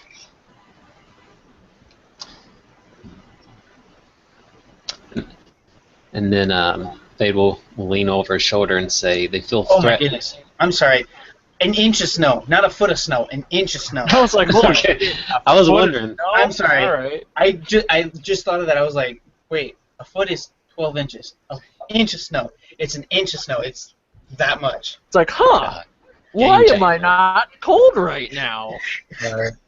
No, it's that much. Sorry. Continue. I'm so sorry. Okay, so Fade will lean over his shoulder and say, "They feel threatened. They think we're here to impose on their way of life."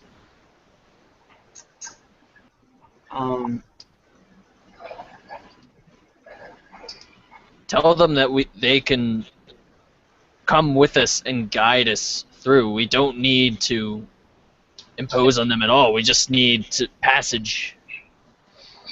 And Fade will look back and says,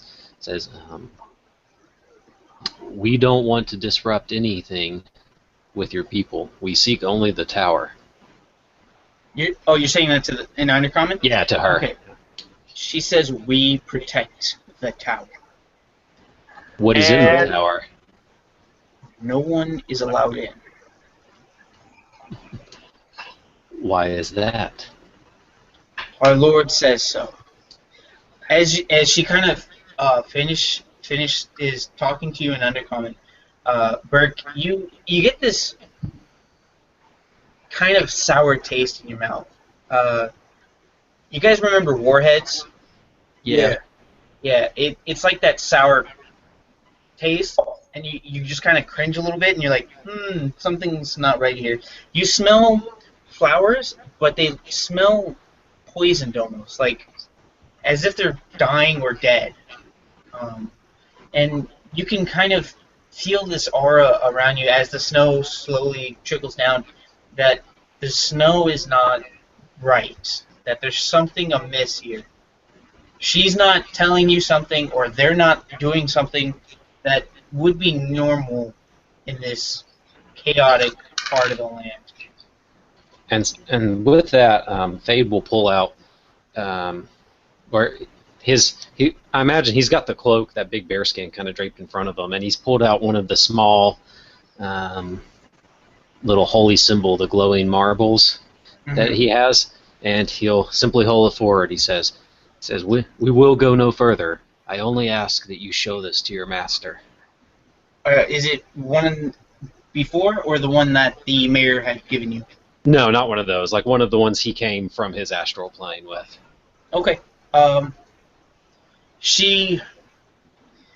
Let's find out. She'll take this stone. And as she reaches forward, he uses his chill touch cantrip. Oh, go for it. Roll for attack.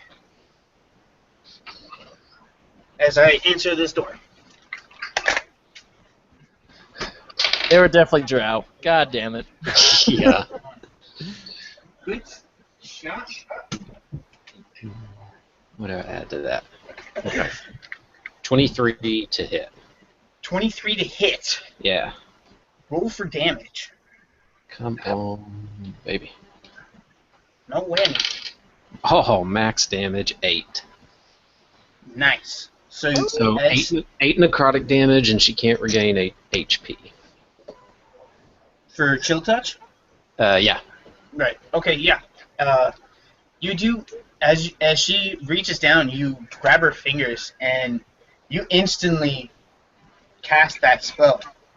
The hand and the bark falls off completely, and you see kind of like a very, very pale arm grab you, and in Undercommon she goes, "You have betrayed me and all of us," as she picks up the stone and slowly falls back, almost as if she's signaling them to attack. She just drops back. I'm Like, gonna falls on her jump. back. Are we by any kind of cover or anything? I'm gonna throw down. By trees. I'm gonna jump into those trees, and as soon as I land, I'm casting invisibility on myself. I'm gonna throw down my darkness between us and the archers. Okay, I need an initiative. I was just like waiting for him to do something, and I was just gonna do that. But Ooh. For probably me. yeah, I got a. Wow, what are these rolls? Oh, I got a 16. I got a 10. And I got 17. okay, yeah, so that's in perfect order then. And part of my readied action, obviously, as soon as I cast Chill Touch, I kind of implied I would reach forward and grab my rapier. Yeah, definitely. Burke, you're up. These guys rolled like crap. Legit, 3s and 4s throughout the board. So you guys are acting today. They're going to be acting sometime next week. Alright, I'm second, so. So you're throwing the Darkness Stone at him? Unless. I thought he had something that he was gonna do. Yeah, he did the Chill Touch. Yeah, and you're first. The rapier. He grabbed the rapier. Yeah. And then, so I guess I can use my movement too. She fell back. I assume she's. Like, how'd she fall back? Just. She picked up the stone and fell back, like, onto her back. Like, Okay. flat back. I'll actually. Oh God, I'm gonna open myself up. Yeah, I'll just take that one step forward and just hold the rapier at her throat on the ground. You're not going to actually attack her? Let's see. Oh yeah, because I've got 2 of them, so I'll use my bonus action to strike with Yeah, I guess my main action would have been casting that cantrip, and then I'll use bonus action to send a rapier attack. Go for it. And that's 16 plus. What do I got? 2. 20, non-natural. Okay, so you stab right through her, and you cut off her head. Her head goes rolling back a little bit, and you see that inside of the actual mask, there is no head there. There's no skull there. It looks almost robotic. Mhm. So Oh, Faye, he looks almost disgusted as he realizes that he hasn't been able to give death to something living, and just starts, like with a sneer on his face, he turns around and goes to rejoin Avril and Burke. So he'll close that 30 feet. Oh, well, it'd be more like 15 feet, but yeah. Oh, cool. All right. Because you commanded her to take a full movement toward you, Oh, yeah, true. right? Yeah. So she took a full 45 feet to you. Okay, cool. So then he'll close lines with Burke and just take, like maybe a step or two, or close lines with that. Yeah, close lines with Burke and then take a step or two behind him. Sure. all right, we're gonna close on him. And the gem, is that a use item or an It's a action? one-use item. You No, throw it, like- or you crush it, and it. There's like different actions. It's like a use item action, right? Not like Yeah. all right, yeah. Then I'm gonna fucking throw it as like a smoke screen so he can advance. Which one? There's two on each side, both with bows or crossbows drawn, and then there's one in the center that has no weapon drawn. He just has his hands crossed. I'm gonna throw it at that guy. Sure. Make an attack roll. Or a strength roll. Nat 20. You Nice. perfectly hit him in between the Right eyes in the with face. the stone, and the entire gem cracks and breaks, and you hear kind of like a as darkness overcomes them. And then I'm gonna charge the archers and get as close as I can.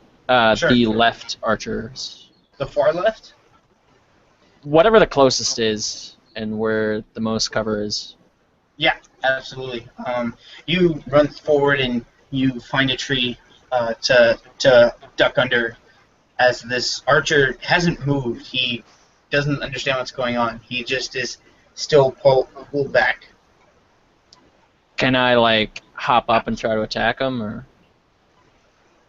Yeah. What with what ranged weapon? Oh, with a range, I would need a ranged weapon. I can't. Yeah, Like, he's try up to... in the tree. He's up in the. I'm sorry, they're all up in trees. Okay, You so can attack the tree if you want. what I'm gonna do? I'm gonna Sparta this motherfucker. I'm gonna run up, get as close as I can, unsheath a javelin, and I rolled a 19 plus my strength, which is 24, That hits. and I fucking chuck it at him. See how Do much some damage. damage. it is. For plus 5, so that's 9 damage. 9 damage. Shoof. You hit the Oh wait, archer. no, it's not 9. It's actually. Wait, does You had does strength. dueling style apply Ooh. to a javelin since it's a one-handed weapon? They just posted that in the updates today on the rules that dueling style, is intent. Like you can even use dueling with a shield as your offhand. I did not No, know that. because it's a throwing weapon. Yeah. Oh, yeah, But it didn't still, mention like, specifically thrown. Yeah, I guess that'd be your call, Scott. Ooh. It's either 9 or 7.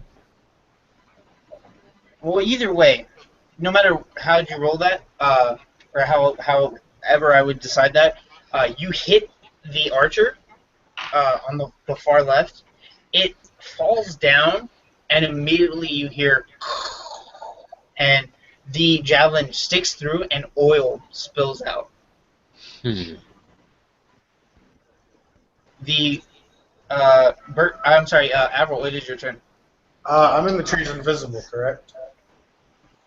Or is That's your spell you want to use? it, Because you haven't done it yet. no, I'm gonna pass on that. I'm actually gonna go to the right, and I'm gonna get to the closest one if I can, Mhm. and I'm gonna pop off my other hand crossbow at it.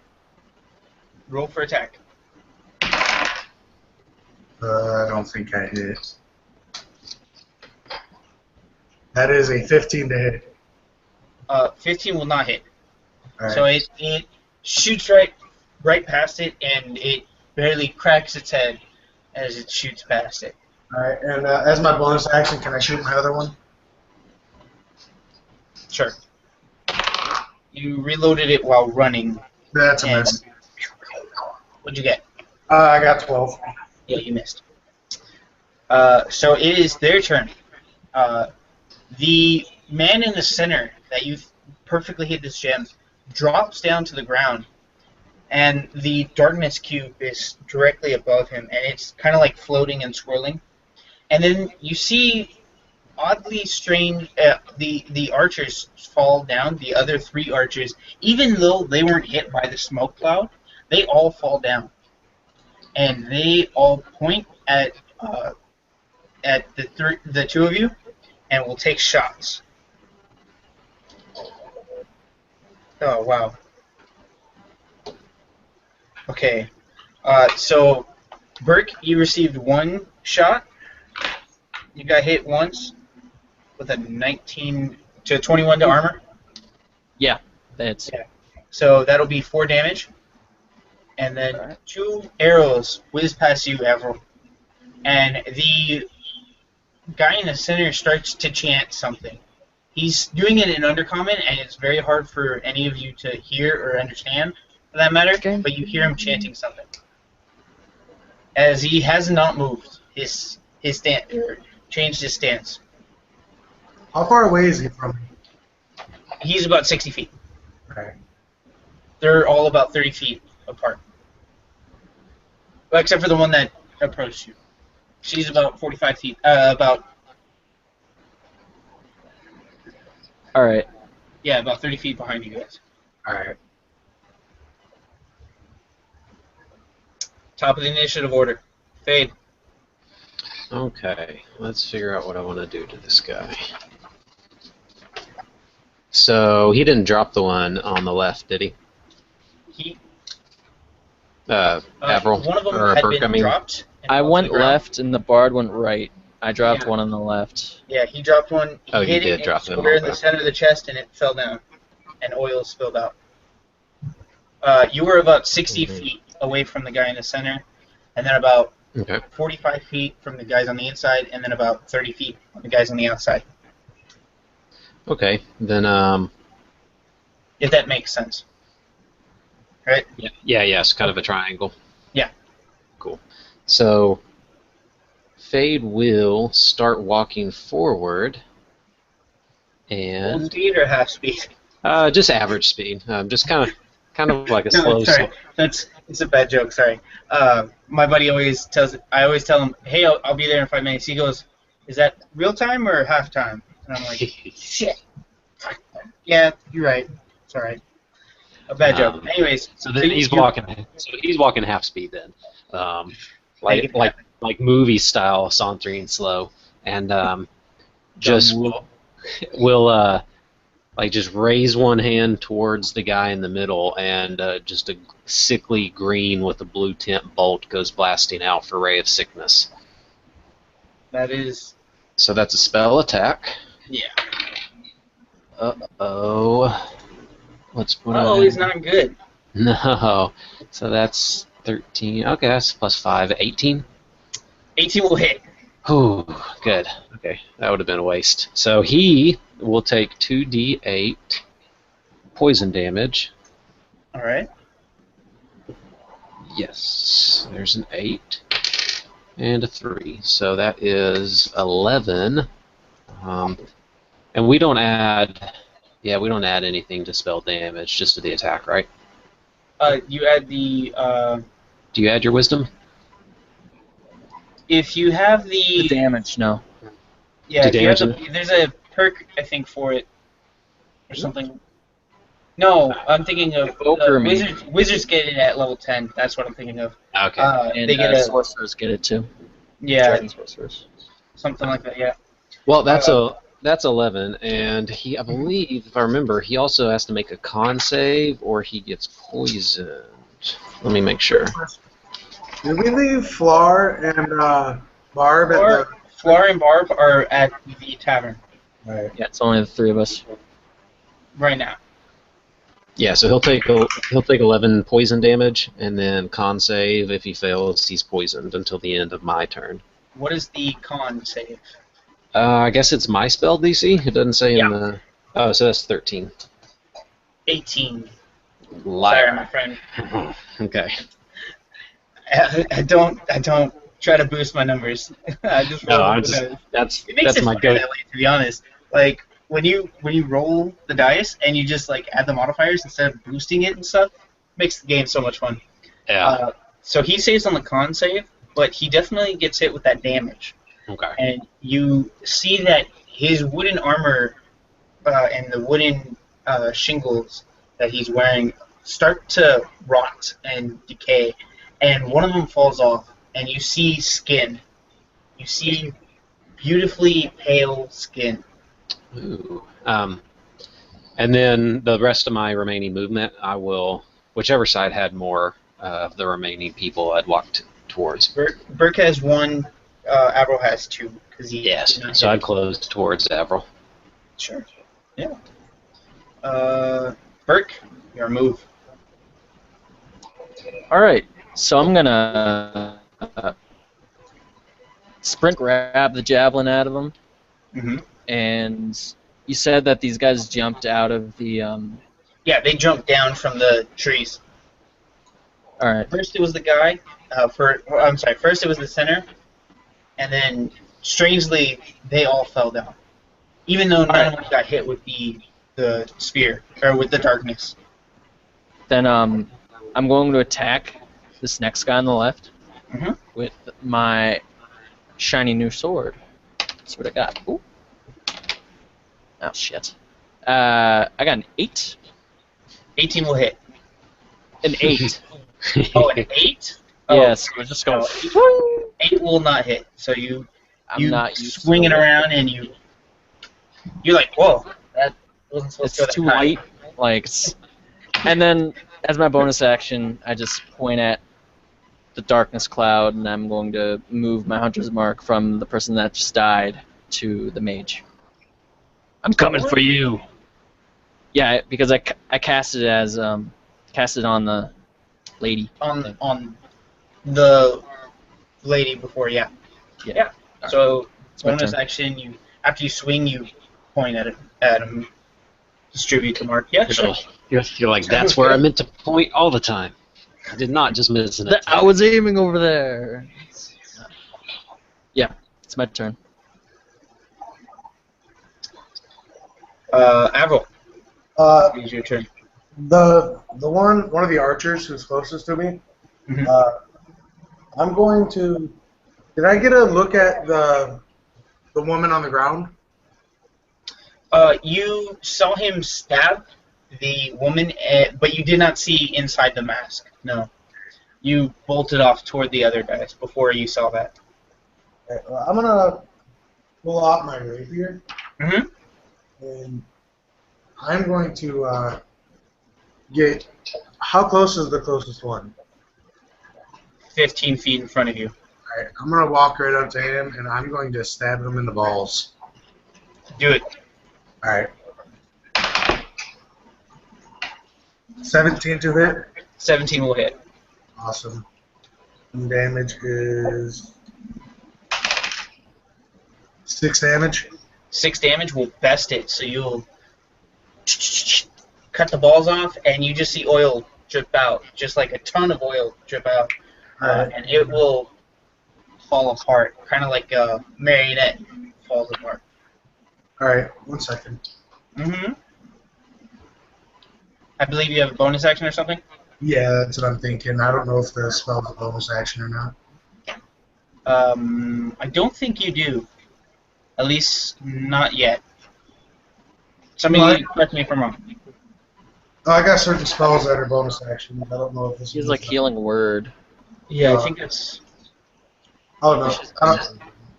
I was looking at Vicious Mockery. I didn't know if it was an action or not, but it's an action. Yeah. And I'm going to kind of like swing my rapier and get the crap off it. You can give out inspiration though. And just kind of look at him, email them. That's going to be my turn. Okay. The drow. I'm sorry. The drow in the center will hold his hand out. He'll uncross his arms and hold his hand out, directly aimed at you, Fade.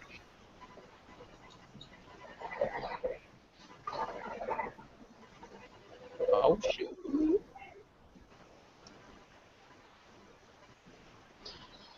Uh-oh, doesn't sound good. Does a 15 hit you? For armor class? Yeah, what's your armor class? 18. 18, okay. So you will see Mel's acid arrow shoot right toward you, and you will fling it across the side, and it'll go sticking into a tree. And then as a bonus action, he'll look at you, Burke, and he'll just wave his hand, and you know that your hunter's mark has disappeared as he used Dispel Magic. Ooh. I guess that gets rid of the Cloud of Darkness too. No, because he didn't aim it at the Cloud of Darkness, he just aimed it at you. Oh, okay. Then all three archers will take a shot at... I'm sorry, the two archers will take a shot at each person. Oh crap, he crit. Shit. Oh, well that's a shame. Avril, you'll take 4 damage. Awesome. Burke... Oh yeah, 6 doesn't hit you. Yeah, so one goes whizzing past you. A crossbolt goes whizzing past you. Then it'll be top of the initiative order again. Fade, it is your move. So, I'll continue closing my ground towards this last remaining guy. Mm-hmm. Oh well, And there's one person, one per side. one drow, and then there's 2 archers. Yeah, I mean the last one over with Avril, Mhm. because that's the one I should be closest to. And Right. so as I've just been attacked by the drow, I'm going to look over at him and I'll raise my hand up. We're having like the war of hand motions, and I'm gonna have it above his head. And I'm just gonna bring it down, and you'll see a dark blue sacred flame just descend on him, and he'll do a Dex saving throw. Dex saving throw. What's the DC? 13. Oh wow, holy crap. Yeah, so he'll pass. Okay. He'll take a step back, and as the flame shoots down through the darkness, and you see a flame come straight down from the heavens. It goes through the darkness, and you can't see it through the darkness, and it'll hit the ground, and he'll just take a step back like nothing happened. Okay, and then as I finish, I'll use my second rapier, and I'll just do a sweeping attack at this last guy over there. Sure. 7, 2, 11 11 to to hit? hit. No. Yeah. All right. That's Sorry. it.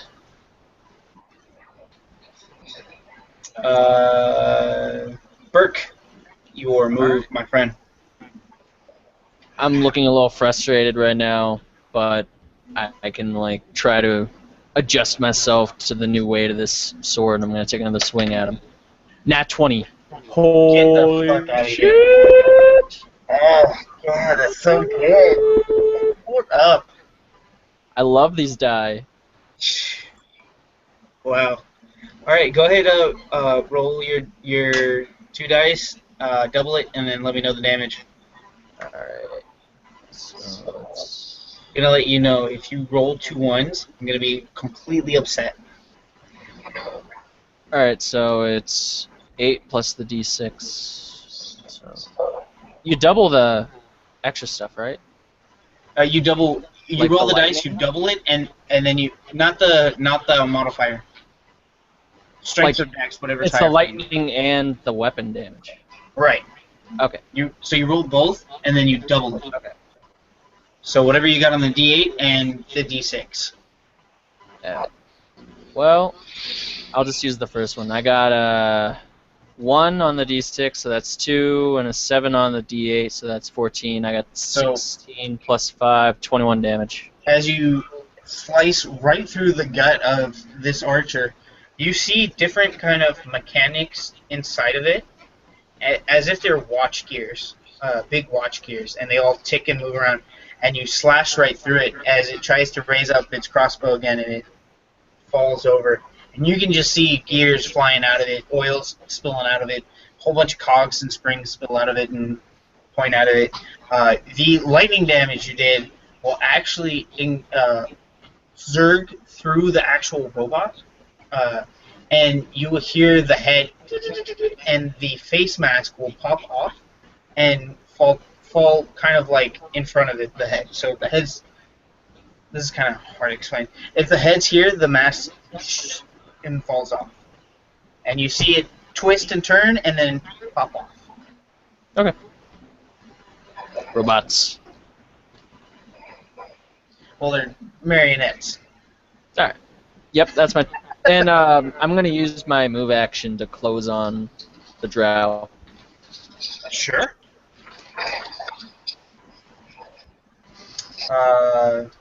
Admiral.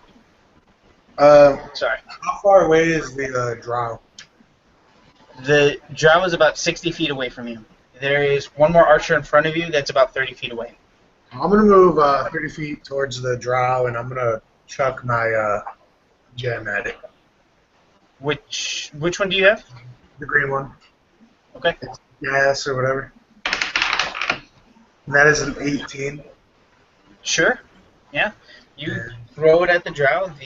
The drow gets covered in this big, cubish kind of perfectly square death box, as you will. Roll 2d8 plus 2 necrotic damage.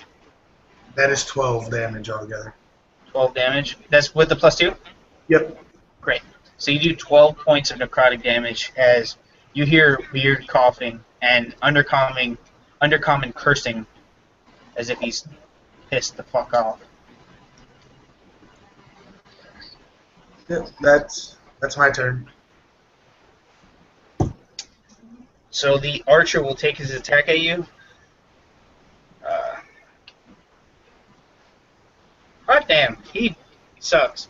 And the drow will look directly at you because you're right next to his archer and will shoot 3 magic missiles at you.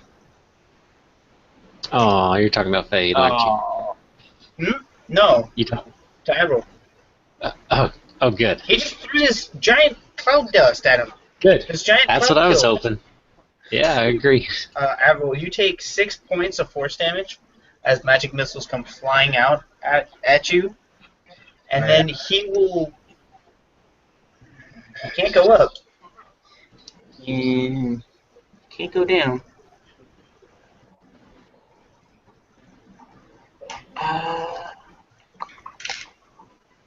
Alright. He will look, and then after he shoots the magic missiles, he knows they hit. He'll flip his attention over to Burke and will cast another spell that I'm double checking right now. Oh, went too far.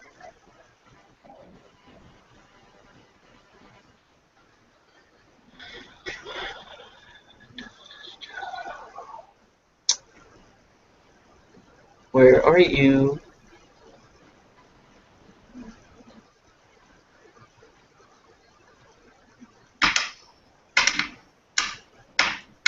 Ah!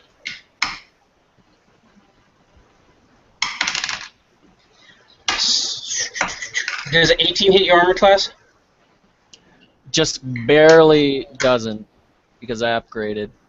Oh, I have a yeah, that's 19 right. actually. Nice. So a witch bolt will go of pure ice will go flying past you as he's adjusting his aim. It'll be top of the initiative order. All right. So Fade's gonna. He's right here with this guy, so he's gonna swing again with the rapier. Plus 16 to hit. 16 will hit. And he will hit for 11 damage. 11 damage is enough to best this. Why don't you tell me how you kill it? All right. Is he still up in the tree, or did he drop down? No, all of them have dropped down. Okay, so just Fade's disgusted by these creatures, so he doesn't even turn his full body towards them. Just kind of sweeps his hand out in an arc, decapitating it, and strides immediately towards the drow. Yeah, absolutely. Um, You see robot parts and oil and stuff. Absolutely. and then, oh, sorry, you're good. The drow, as soon as he hears the last one bested by your slash, he will cast Misty Step and mystically step back. 30 No, feet. I should have done my action first. Damn it! What were you gonna do? I was gonna do hold person. Oh, that's a wisdom saving throw. Yeah. Cool girl. I think he's still in range, right? Yeah, he's still in range. Okay. Yeah. So what I was gonna do, I guess we can say whichever one you want to do first, whether he's in the cloud or not. Fade would call to them out and would say, "Don't kill him yet," and he would cast the hold person. In common or undercommon? No, that's like to Avril and Burke. Oh, okay. So yeah. Yeah. Okay. And so yeah, it's not a roll. Hold person isn't? No, it's not a roll. I think it's a save. Yeah, it's a wisdom saving. Yeah. 19. You. Yep. Yeah, that's got it. As he misty steps back, you cast the spell to try to catch him in the mid of the misty step, and he kind of slips through your grasp, in a sense. He's like Ooh. slippery slope. Fade's getting pissed off. He's gonna keep walking towards him. The darkness cloud has now started to fade, since it has been a minute. Okay. Okay. Let's see what I want to do.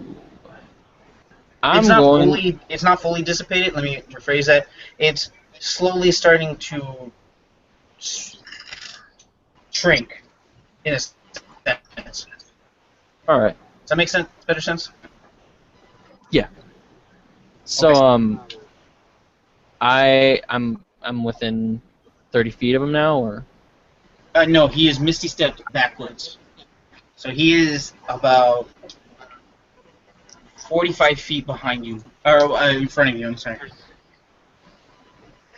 all right. Then what I'm gonna do is move 30 feet and then chuck a javelin at him. Make it happen. 12. 12 will not hit. Whiff. You kind of shoot it like a Man. basketball, and you're like, oh, oops. Just goes up into the tree Fucking line. slipped. Avril, your turn. How far away is he from me? He is about 45 feet. I'm gonna walk 20 feet, and I'm going to. Can I see him? Yeah. I'm gonna use Tasha's hideous laughter on him. That is a DC. It's a wisdom saving throw, and the DC's 13. Wow. Really? Yeah. He will pass Oh, with fuck. a 22. What an ass. All This right, guy's Ben. flags is an old name. I know, all right. He's a slippery fucker. Can I take a bonus action to shoot my offhand crossbow at him? Go ahead. That is 19. 19 to hit. Yep. 19 will hit. All right, and that's a D6. 4 damage.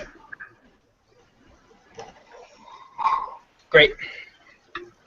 You do 4 damage to him. You shoot another, and it pierces the wood, and as it slides through his armor, you see that more skin has come to show, in a Right. sense. It is his turn. He will cast Lightning Bolt in a panicked frenzy at the two of you since you two are grouped. Oh crap! I am so sorry. I can already smell my butt hair. Oh, I shit. can already die in lightning fire. Oh crap!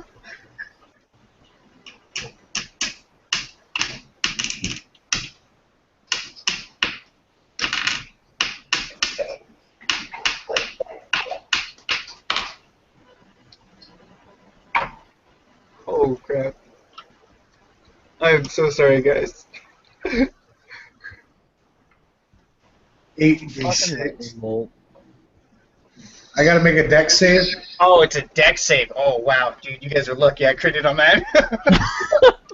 Oh shit. I was like, I'm so sorry. I just killed 2 players. Oh fuck. I've got proficiency. Alright.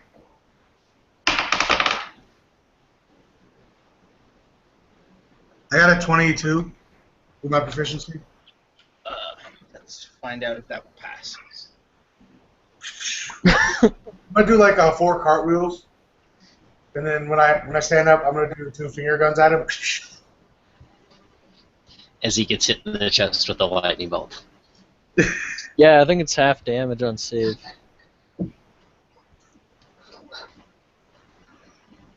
You're right, but I'm gonna get blasted by the after doing finger guns. Do it What anyway. did you get, Fade?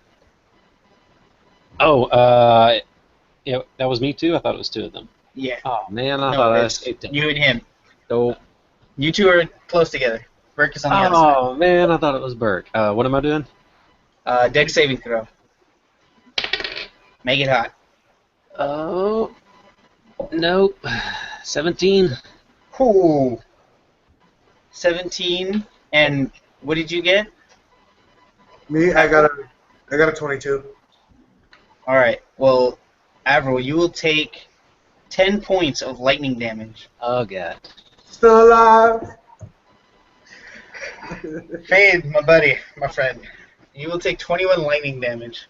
Whew. This Okay. lightning bolt Oh, you're is burning triggered right at you as you see him just hurl this huge lightning bolt of 100 feet. It goes through you, it crackles around, it hits Avril, just barely like missing him.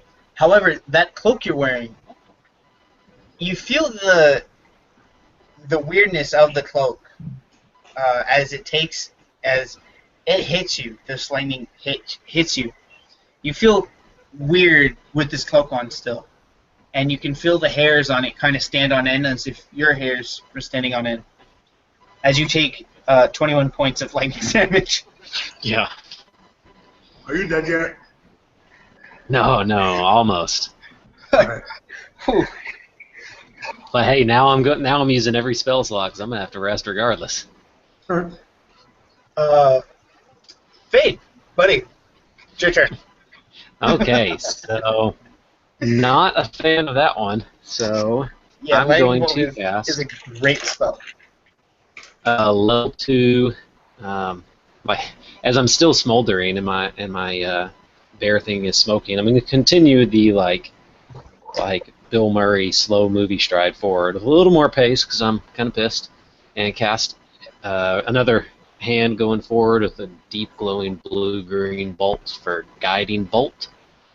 Level 2 Mm-hmm. is a spell attack. Spell ranged attack. Yes, and Go suck ahead. on that. 21 to hit. 21 will hit. So he takes 5d6 radiant damage. Bring on the damage. So we get 4, 6, 9, 15, and 20 points of damage. Radiant Radiant. damage. Yes. And the next attack against the target has an advantage, which is good, because I'm going to then throw out. You'll see over his head yet another bright blue glowing scythe will appear over him. and it's a level 2 spiritual scythe. And we'll take You are not wasting with these spiritual weapons. Make it happen. we will take an advantage spell attack against it. There's that. That one is 23 to hit. 23 will hit. And he will take 2d8 plus ability modifier force damage. What happens with not killing him? Oh yeah, wait, lightning bolt. A lightning bolt, that's what happens. And that is 6, 9 force damage.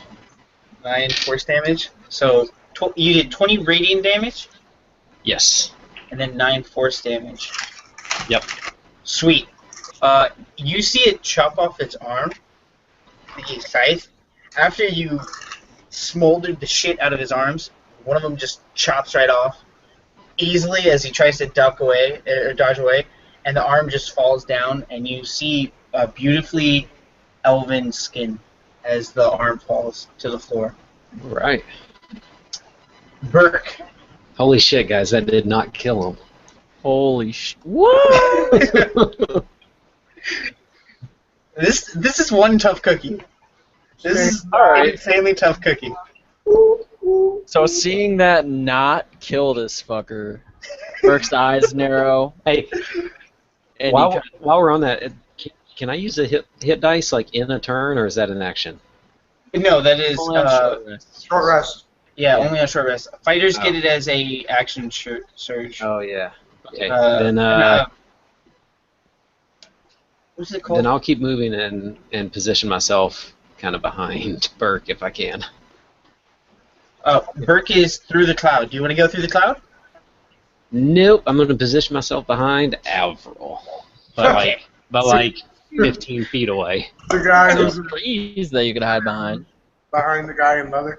Yeah. As he kind of passes behind you to kind of get cover, you feel warm, like a warmth come off of him. Awesome. Does it give me any hit points? No. Damn. That's useless.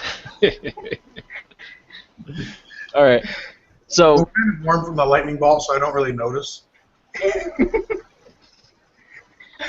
Go ahead, Burke.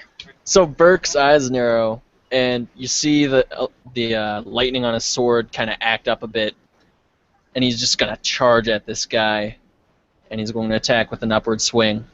Make it happen. All right, he got a 17 plus 5. It's 22. 22 will hit. So once the sword hits him, Mhm. you see it just start glowing a burning red, and I'm going to use a divine smite on him. Oh shit! Make that happen. So that's 6 plus 7. Well, so Yeah. Okay. 12, and then 2d8s. 16. So that's 12 weapon damage, and then 11 radiant damage. Okay, and then the lightning damage. Oh, the lightning damage was in with the weapon damage, sorry. Oh, okay. Okay, I got you. Yeah. So as he's trying to dodge out of the scythe's way, and the arm gets cut off and it falls down, you just come through and slash it from waist to shoulder across, as you see nothing but blood and guts, the glorious blood and guts that we all love and play this game for, sprawl across the entire tree line in front of you as you kill this drow mage. You guys only needed to do 2 more damage. Oh, I just like 2 more overkilled them. damage. That's why I was like, wait, so You guys 20 want to? radi- 20 radiant damage? Not You guys 21? want to strategy? If I would have seen the one who fell first, the woman, if I would have seen all the metal in her head, I would have assumed that he was metal too because he dropped down and he was controlling everything. I was going to use heat metal on him, but since I didn't see that, I went for the other ones. You saw it on the second one, but yeah, dude. So you have bested what appears to be a Drow mage, from what you can tell at least, a Drow mage, and 5 puppets. I'm gonna The carefully take the draw Say that mage again? mask off. I'm gonna take the draw mage's mask off. As you uncover the Drow mage's mask off, you see it's an actual elven woman. It's not a Drow. It is a pure elven. Huh? Just open it. Okay. It is a elven woman. So Fade will be kind of staggering forward, and he'll take a knee at her head and kind of close her eyes and start muttering in Abyssal as he says a little prayer for her, like the only person he's respected in this fight. I'm gonna look at Bert, and I'm gonna Not on our side. I'm gonna straight out ask him if I can have a shot of whiskey now. Yes, you may. Yes, reward system. One glass, and I'm going to down that bitch right now. Do I get any temporary hit points from downing this glass? No. So I'll tell you what. I rolled it. You get 1. You get 1 temporary hit point. Awesome. I am great now. So is there anything weird about her? Does she look weird, or does she just look like a regular elf? She looks a pure elven nobility, almost as if she's a high elf. Just the most beautifully carved elven woman. She is search her, or face to the shoulder. robots are of Yeah. anything? Probably gonna search her. Okay. Yeah, as you search her, you see a note in Infernal that says, "Protect this line," and a small kind of map, and on it you see the kind of like a triangle, and then hills, and then there's a line through it. And then in Undercommon, in Infernal, it says, "Protect this line," and it shows the map, and then underneath it, "Do whatever it takes at all costs."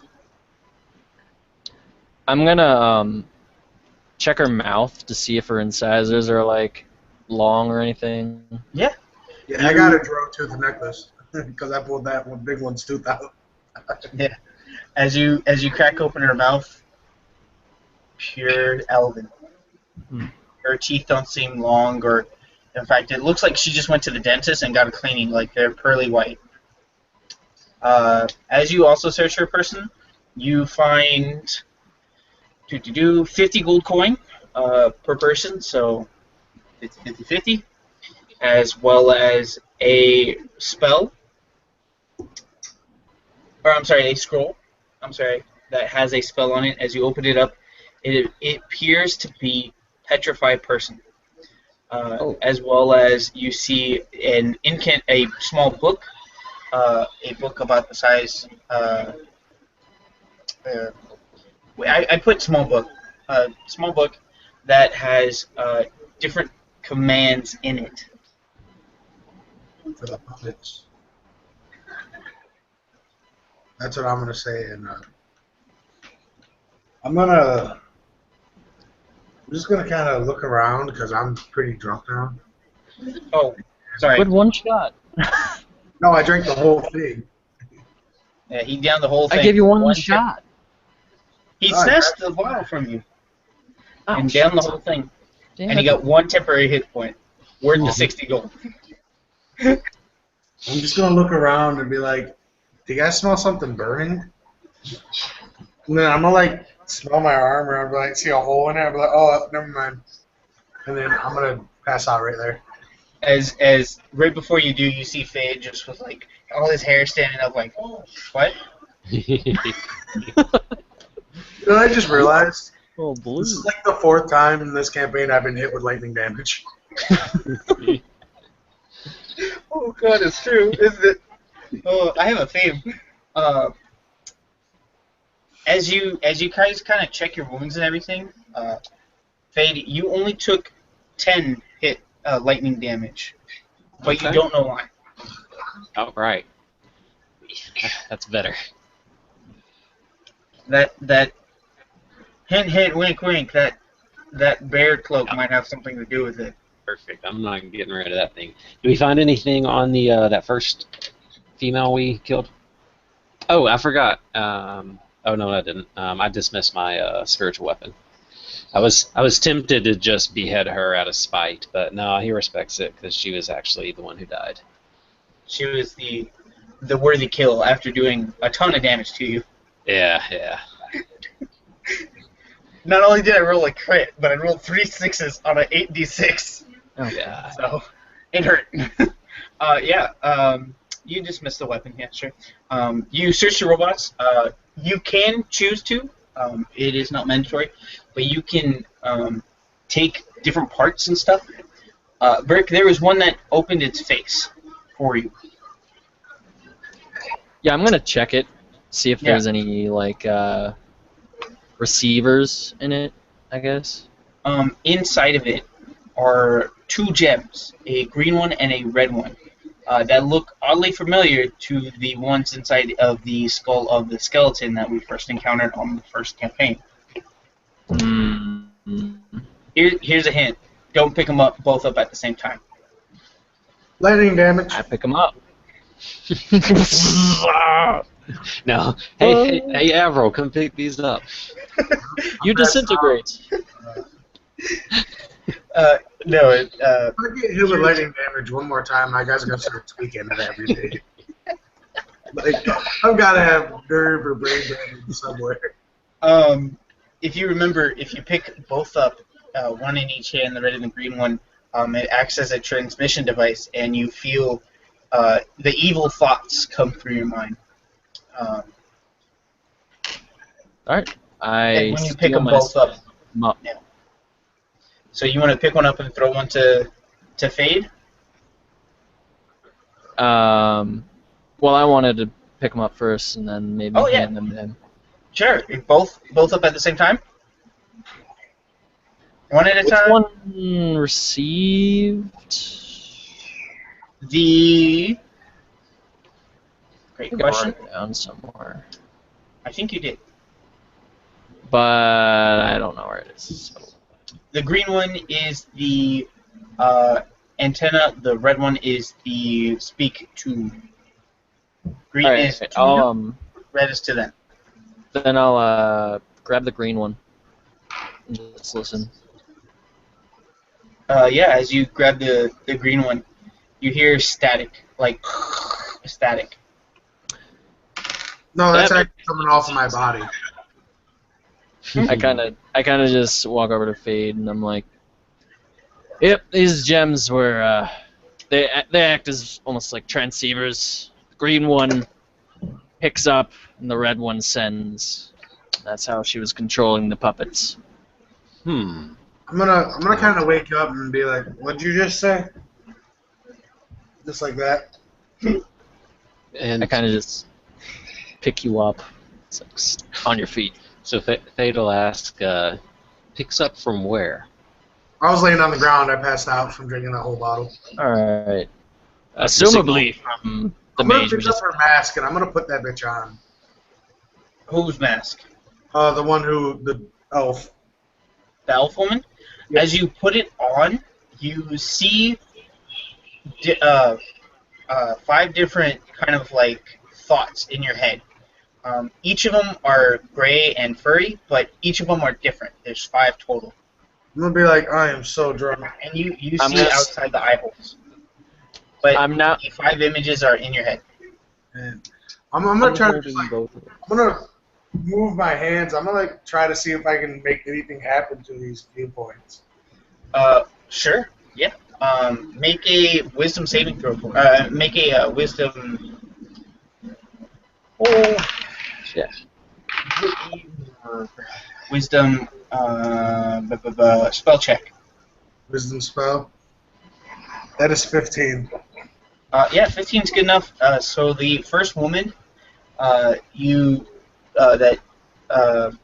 Fade had cut the head off, you see out of her eyes, and she sees the 3 of you all standing around the dead elf as the green cloud slowly dissipates. That's the word I was looking for. I'm gonna tell them what's going on. I'm like, listen, I could be drunk,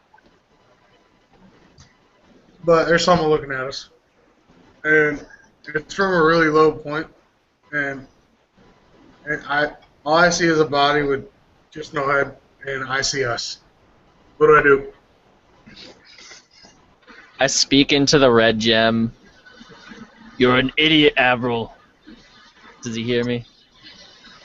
But yeah, he hears you kind of in the back of his head. He hears that you said that. And I said it to my face. You turn around and you see on the mask that you're wearing that you shifted your body and you're like, what? I'm gonna take the mask off and I'm just gonna hand it to Burke and be like, look through that. Take it. Alright, I grab it. Peer pressure. She uses it to control the puppets. She's neutralized, we don't have to worry about it. But this might be useful. Yeah, Fade's gonna reach down and pick up the head of this lady, and he's gonna put it in his pack. Well, she's sliced in from shoulder to face. No, the one that he's seeing through. Oh, yeah. Maybe we can fix one of them. And then we'll say we should keep this mask. I Yes. plan on it. Alright, we need 2 more sets of these. And I hold up the gems. They're inside the heads of the robots. Yeah. Each. So you have Fox Lady. There is Owl Boy, Tiger Boy, Lioness, and I did not write one for a 5th one. God damn. Owl. Honey Badger. Sure, Honey Badger. Badger don't give a shit. Honey Badger, don't. Cool girl. So you want the owl? Owl and Honey Badger. Sure. Are you decapitating them, or are you gonna take the whole body, or how's that gonna happen? Were you just wanting the gems? Yeah. We just need the gems. Yeah, let's get the gems from those 2 and then decapitate the other ones, and then I guess we could all have a head.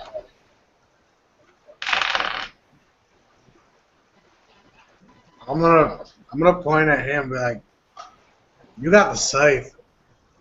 Okay. So we'll go chopping off heads, and if you want them, I guess maybe. Yeah, Vengeance Paladin, they're robots. You could do that. Yeah, I don't give a shit. Cool. Yeah. I'm gonna keep the lady's mask.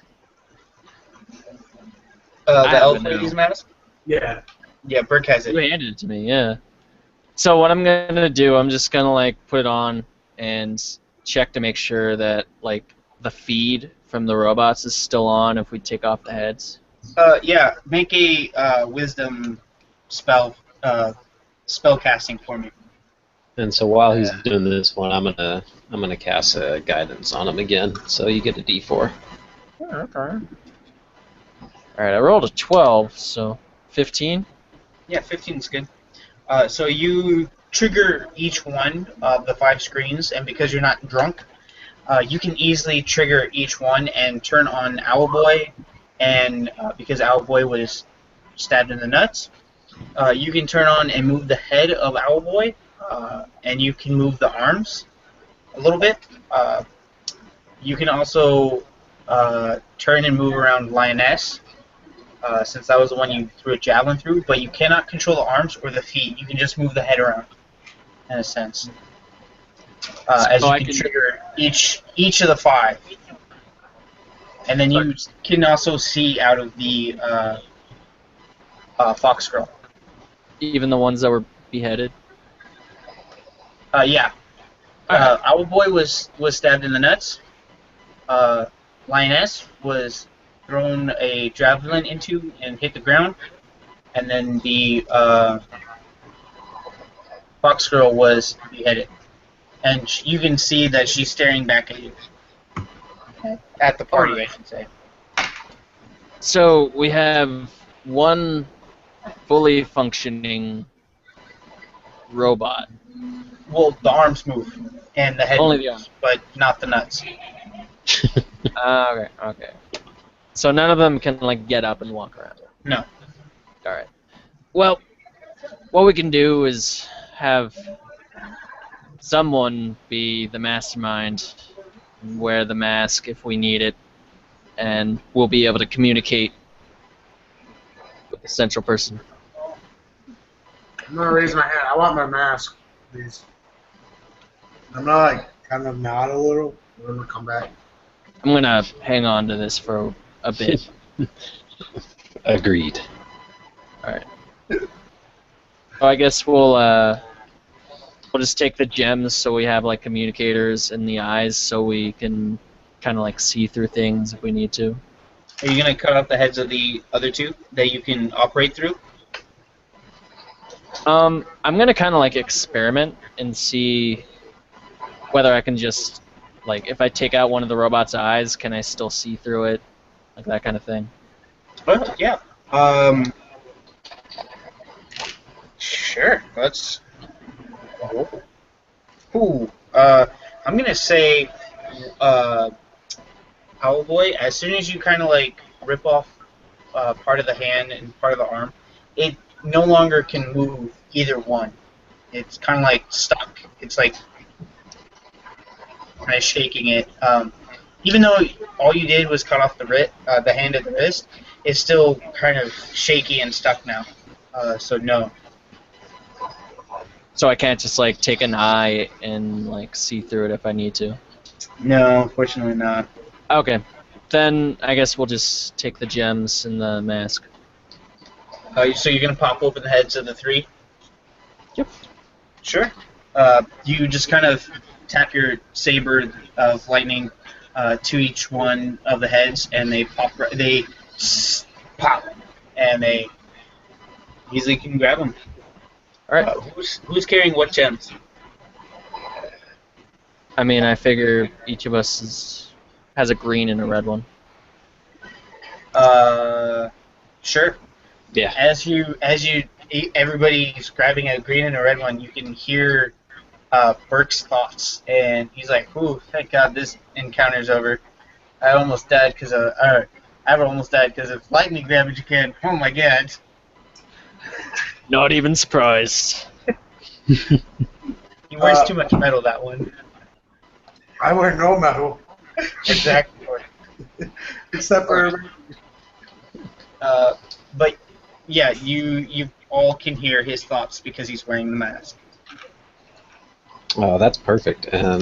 So Fade's carrying that the original Elven robot's head, and so I'll keep talking.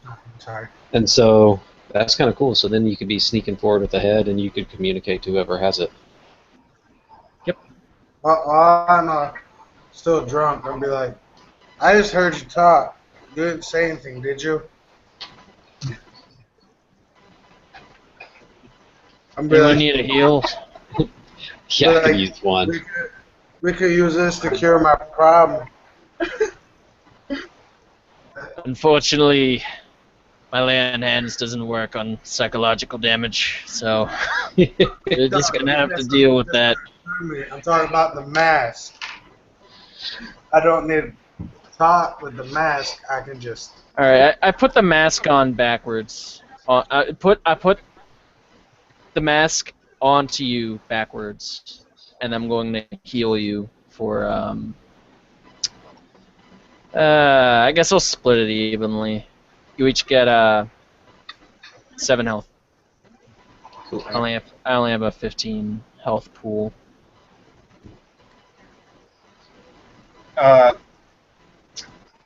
Avril, you puke up a huge, massive puke of Aw. about 3 feet.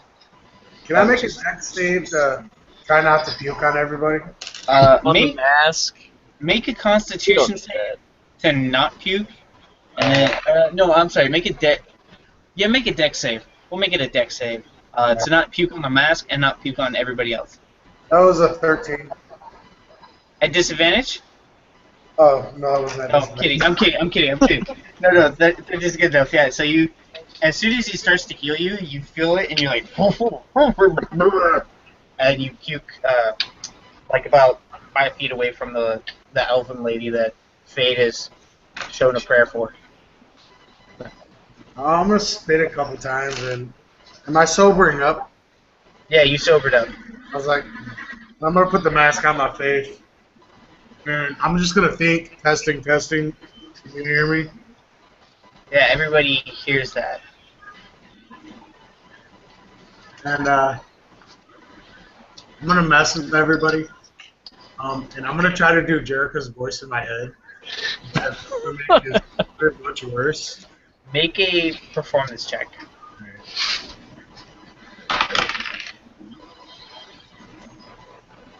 That's a 5. You do the worst Jericho impression ever. Like, So I'm doesn't even talking sound like him. at all.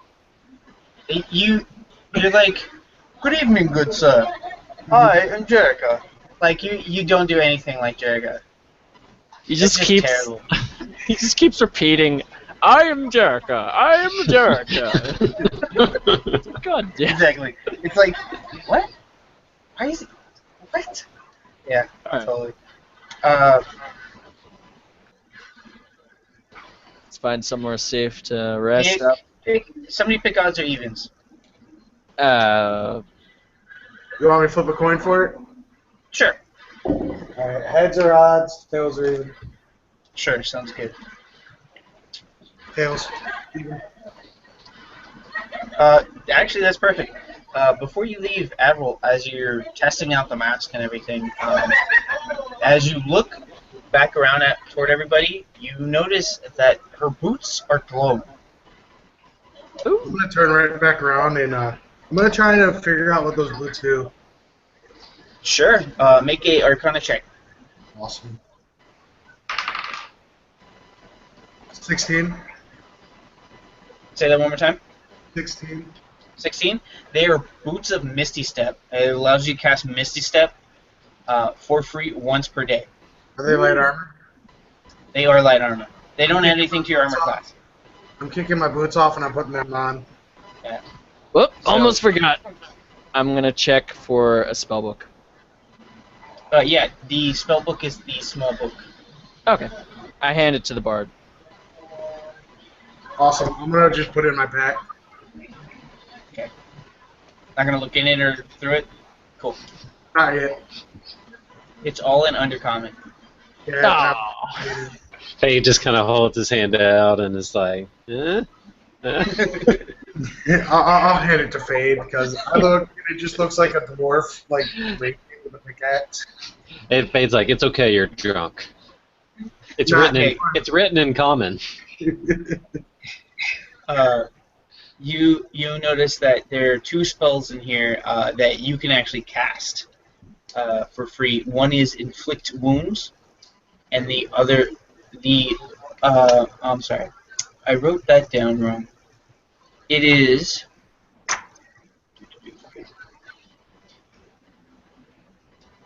You're a cleric, right? Yeah. Yeah.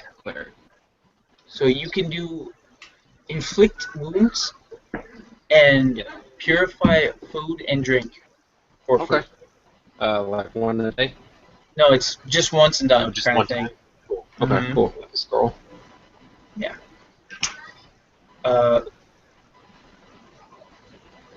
Is that a certain level or like just base level? It is a first level spell. Cool. You can. You mean, are you asking, can you add spell slots to it? Yeah. No. Cool. No, it's just a flat first level spell. You see other spells in there in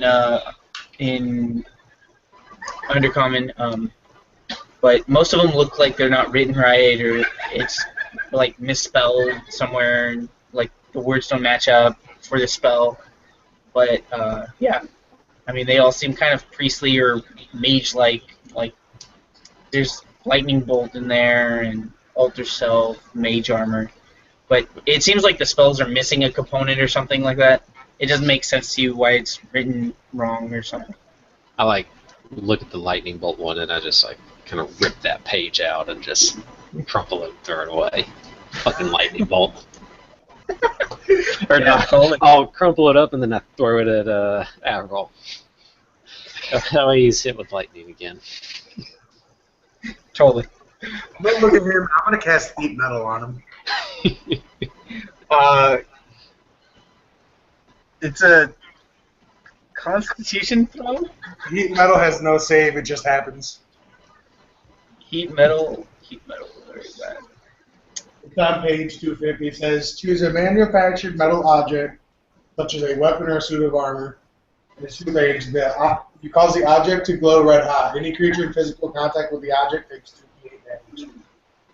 Takes 2d8 damage. 2d8, yeah. Or drops, right? Unless you're like aiming for his armor. Yeah. It just Yeah, what says do you- damage. I'm just gonna heat his boots. His steel boots. Yeah, I'm gonna try to warm them bitches up a bit. Dance for me. Give him a Honolulu hot foot. Go ahead.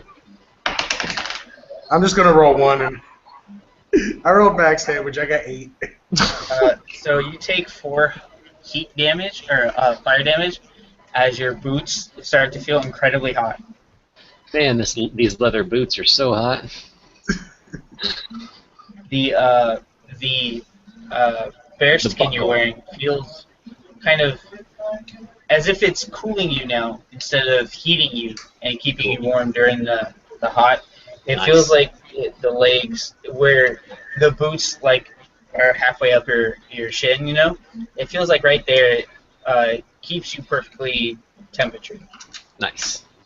I apologize. I kind of got a little bit hot-headed. Finger gun him and walk away. You guys need to take a rest. Yes. Yes. And I'm gonna Indeed. play the rest. Look, I am so sorry. I didn't mean to lightning bolt you that hard. It's alright, it made him come out like all spell slots swinging. The worst part was I critted on the attack, the spell attack, and it says on the elemental evil that if you crit on it, that you get to target another person and they take half damage. So I was like, oh great, I crit one and hit the other. Perfect. Alright. So you guys take a long rest. You will not level up, but you will. If you want to continue attunement, you'll take 30 minutes to sharpen your blade, clean your shield. You can get attuned to the bearskin if you want. And As what you is can that? clearly tell it's a magical item. What does that do Huh? again? Attune The it? bearskin. What So does he it- attune it- it to? It attunes to you, and you figure out what it does fully to the full degree. However, you can only be fully attuned or be attuned to 3 magical items. Do the boots At a need time. attunement? The boots yeah, do let's- need attunement. I'm gonna go ahead and do that. Yeah, Sure. so when I go into my meditation, I'll just like wrap myself in that bear skin and be attuning to it. I'm yeah. gonna attune to the boots. I'm gonna smell them.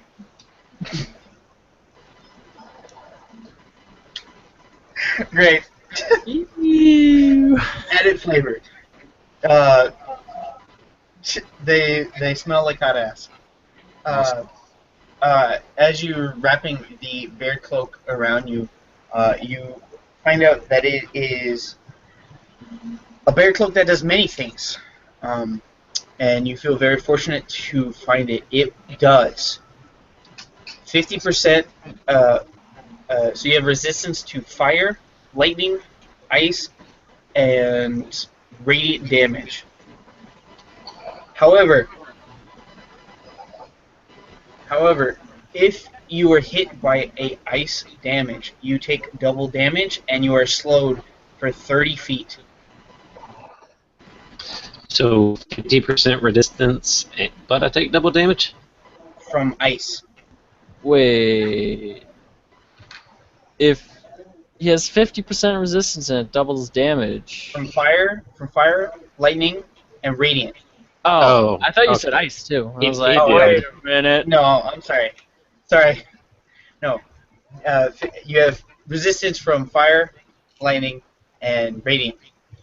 However, if you take ice damage, you take double damage, and you are slowed 30 feet.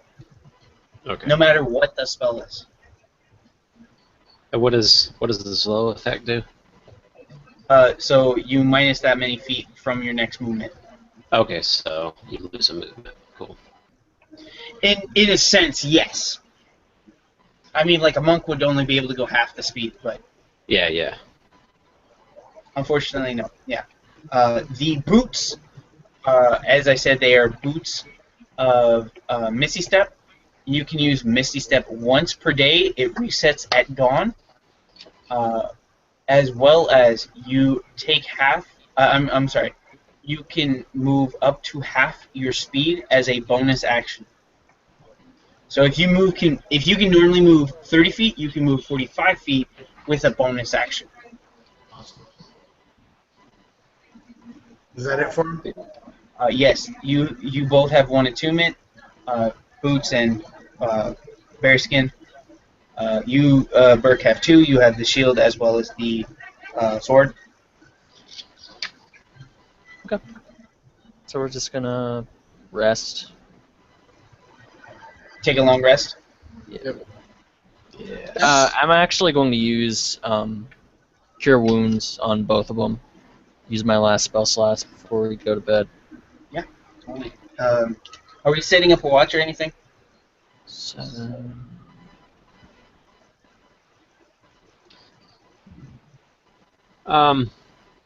Yeah. So since I meditate, if we want to do a watch, I can just cover the last bit. Oh, we don't have to. We're ending here. I'm just asking. Oh. Yeah. Hey, so since my natural celestial resistance has radiant, do those like stack and give me 75% radiant? No. Ah, okay. Sorry. Okay. Yep. Fade, you get 10 health. Avril, you get 7 health. All right. Cool. Those are my slots. Perfect.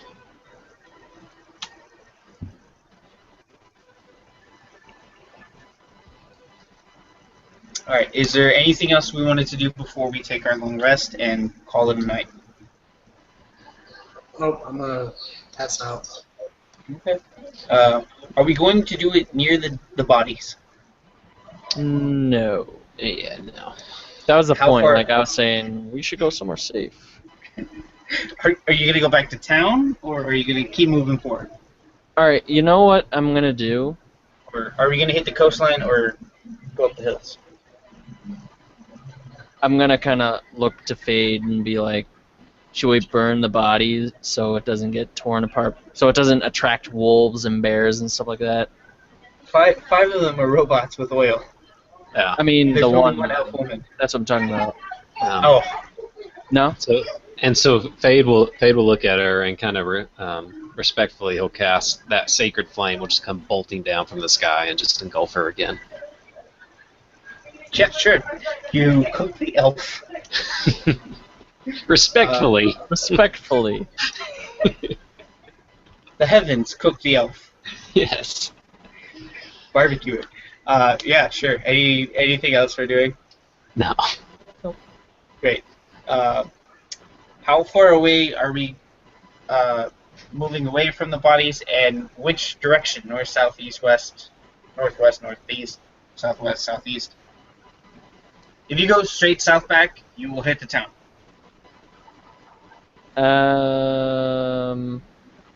Should we?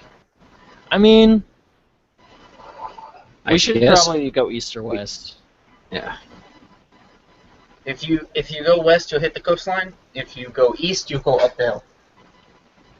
Let's go to higher ground. Coast? Let's go to higher ground. Higher ground or the coast? I don't know. All right. Roll Alright. d6. Well, yeah, that's right. We will roll. Higher ground. Alright. Alright. I'm fine with that. So you guys go up the hill. Yep. Great. So takes you about half a day's travel. You get up to the higher ground. Everything seems uneventful. There's no tracks of nothing. Nothing crazy is going on. As you guys find a small little spot on top of the hill, and take your long rest. Unfortunately, we are going to end here. I have to be up in about 6 hours, 5 hours, and I still have a ton of chores to do. So, sorry. That's cool. That's cool. And we're still level 3 from last time too. Yes, we're still level 3. You guys get a long rest, so you get all your hit dice and your spell slots, all that jazz. You Cool. all are attuned to 1 and/or 2 items, and you still have 3 of the gems left. Each of you should have 1. Oh, with my character sheet I sent you, Mhm. I forgot to add another hit die to it. Yeah, I saw that. I did highlight that. Yeah, Yeah, I no, rolled I it, and I'm at 27 max now. okay. No problem. All right, have a good one, guys. I'm going to bed. Yep. All right. Good night. Yeah. Same. Again. Yeah, good night. See you next week.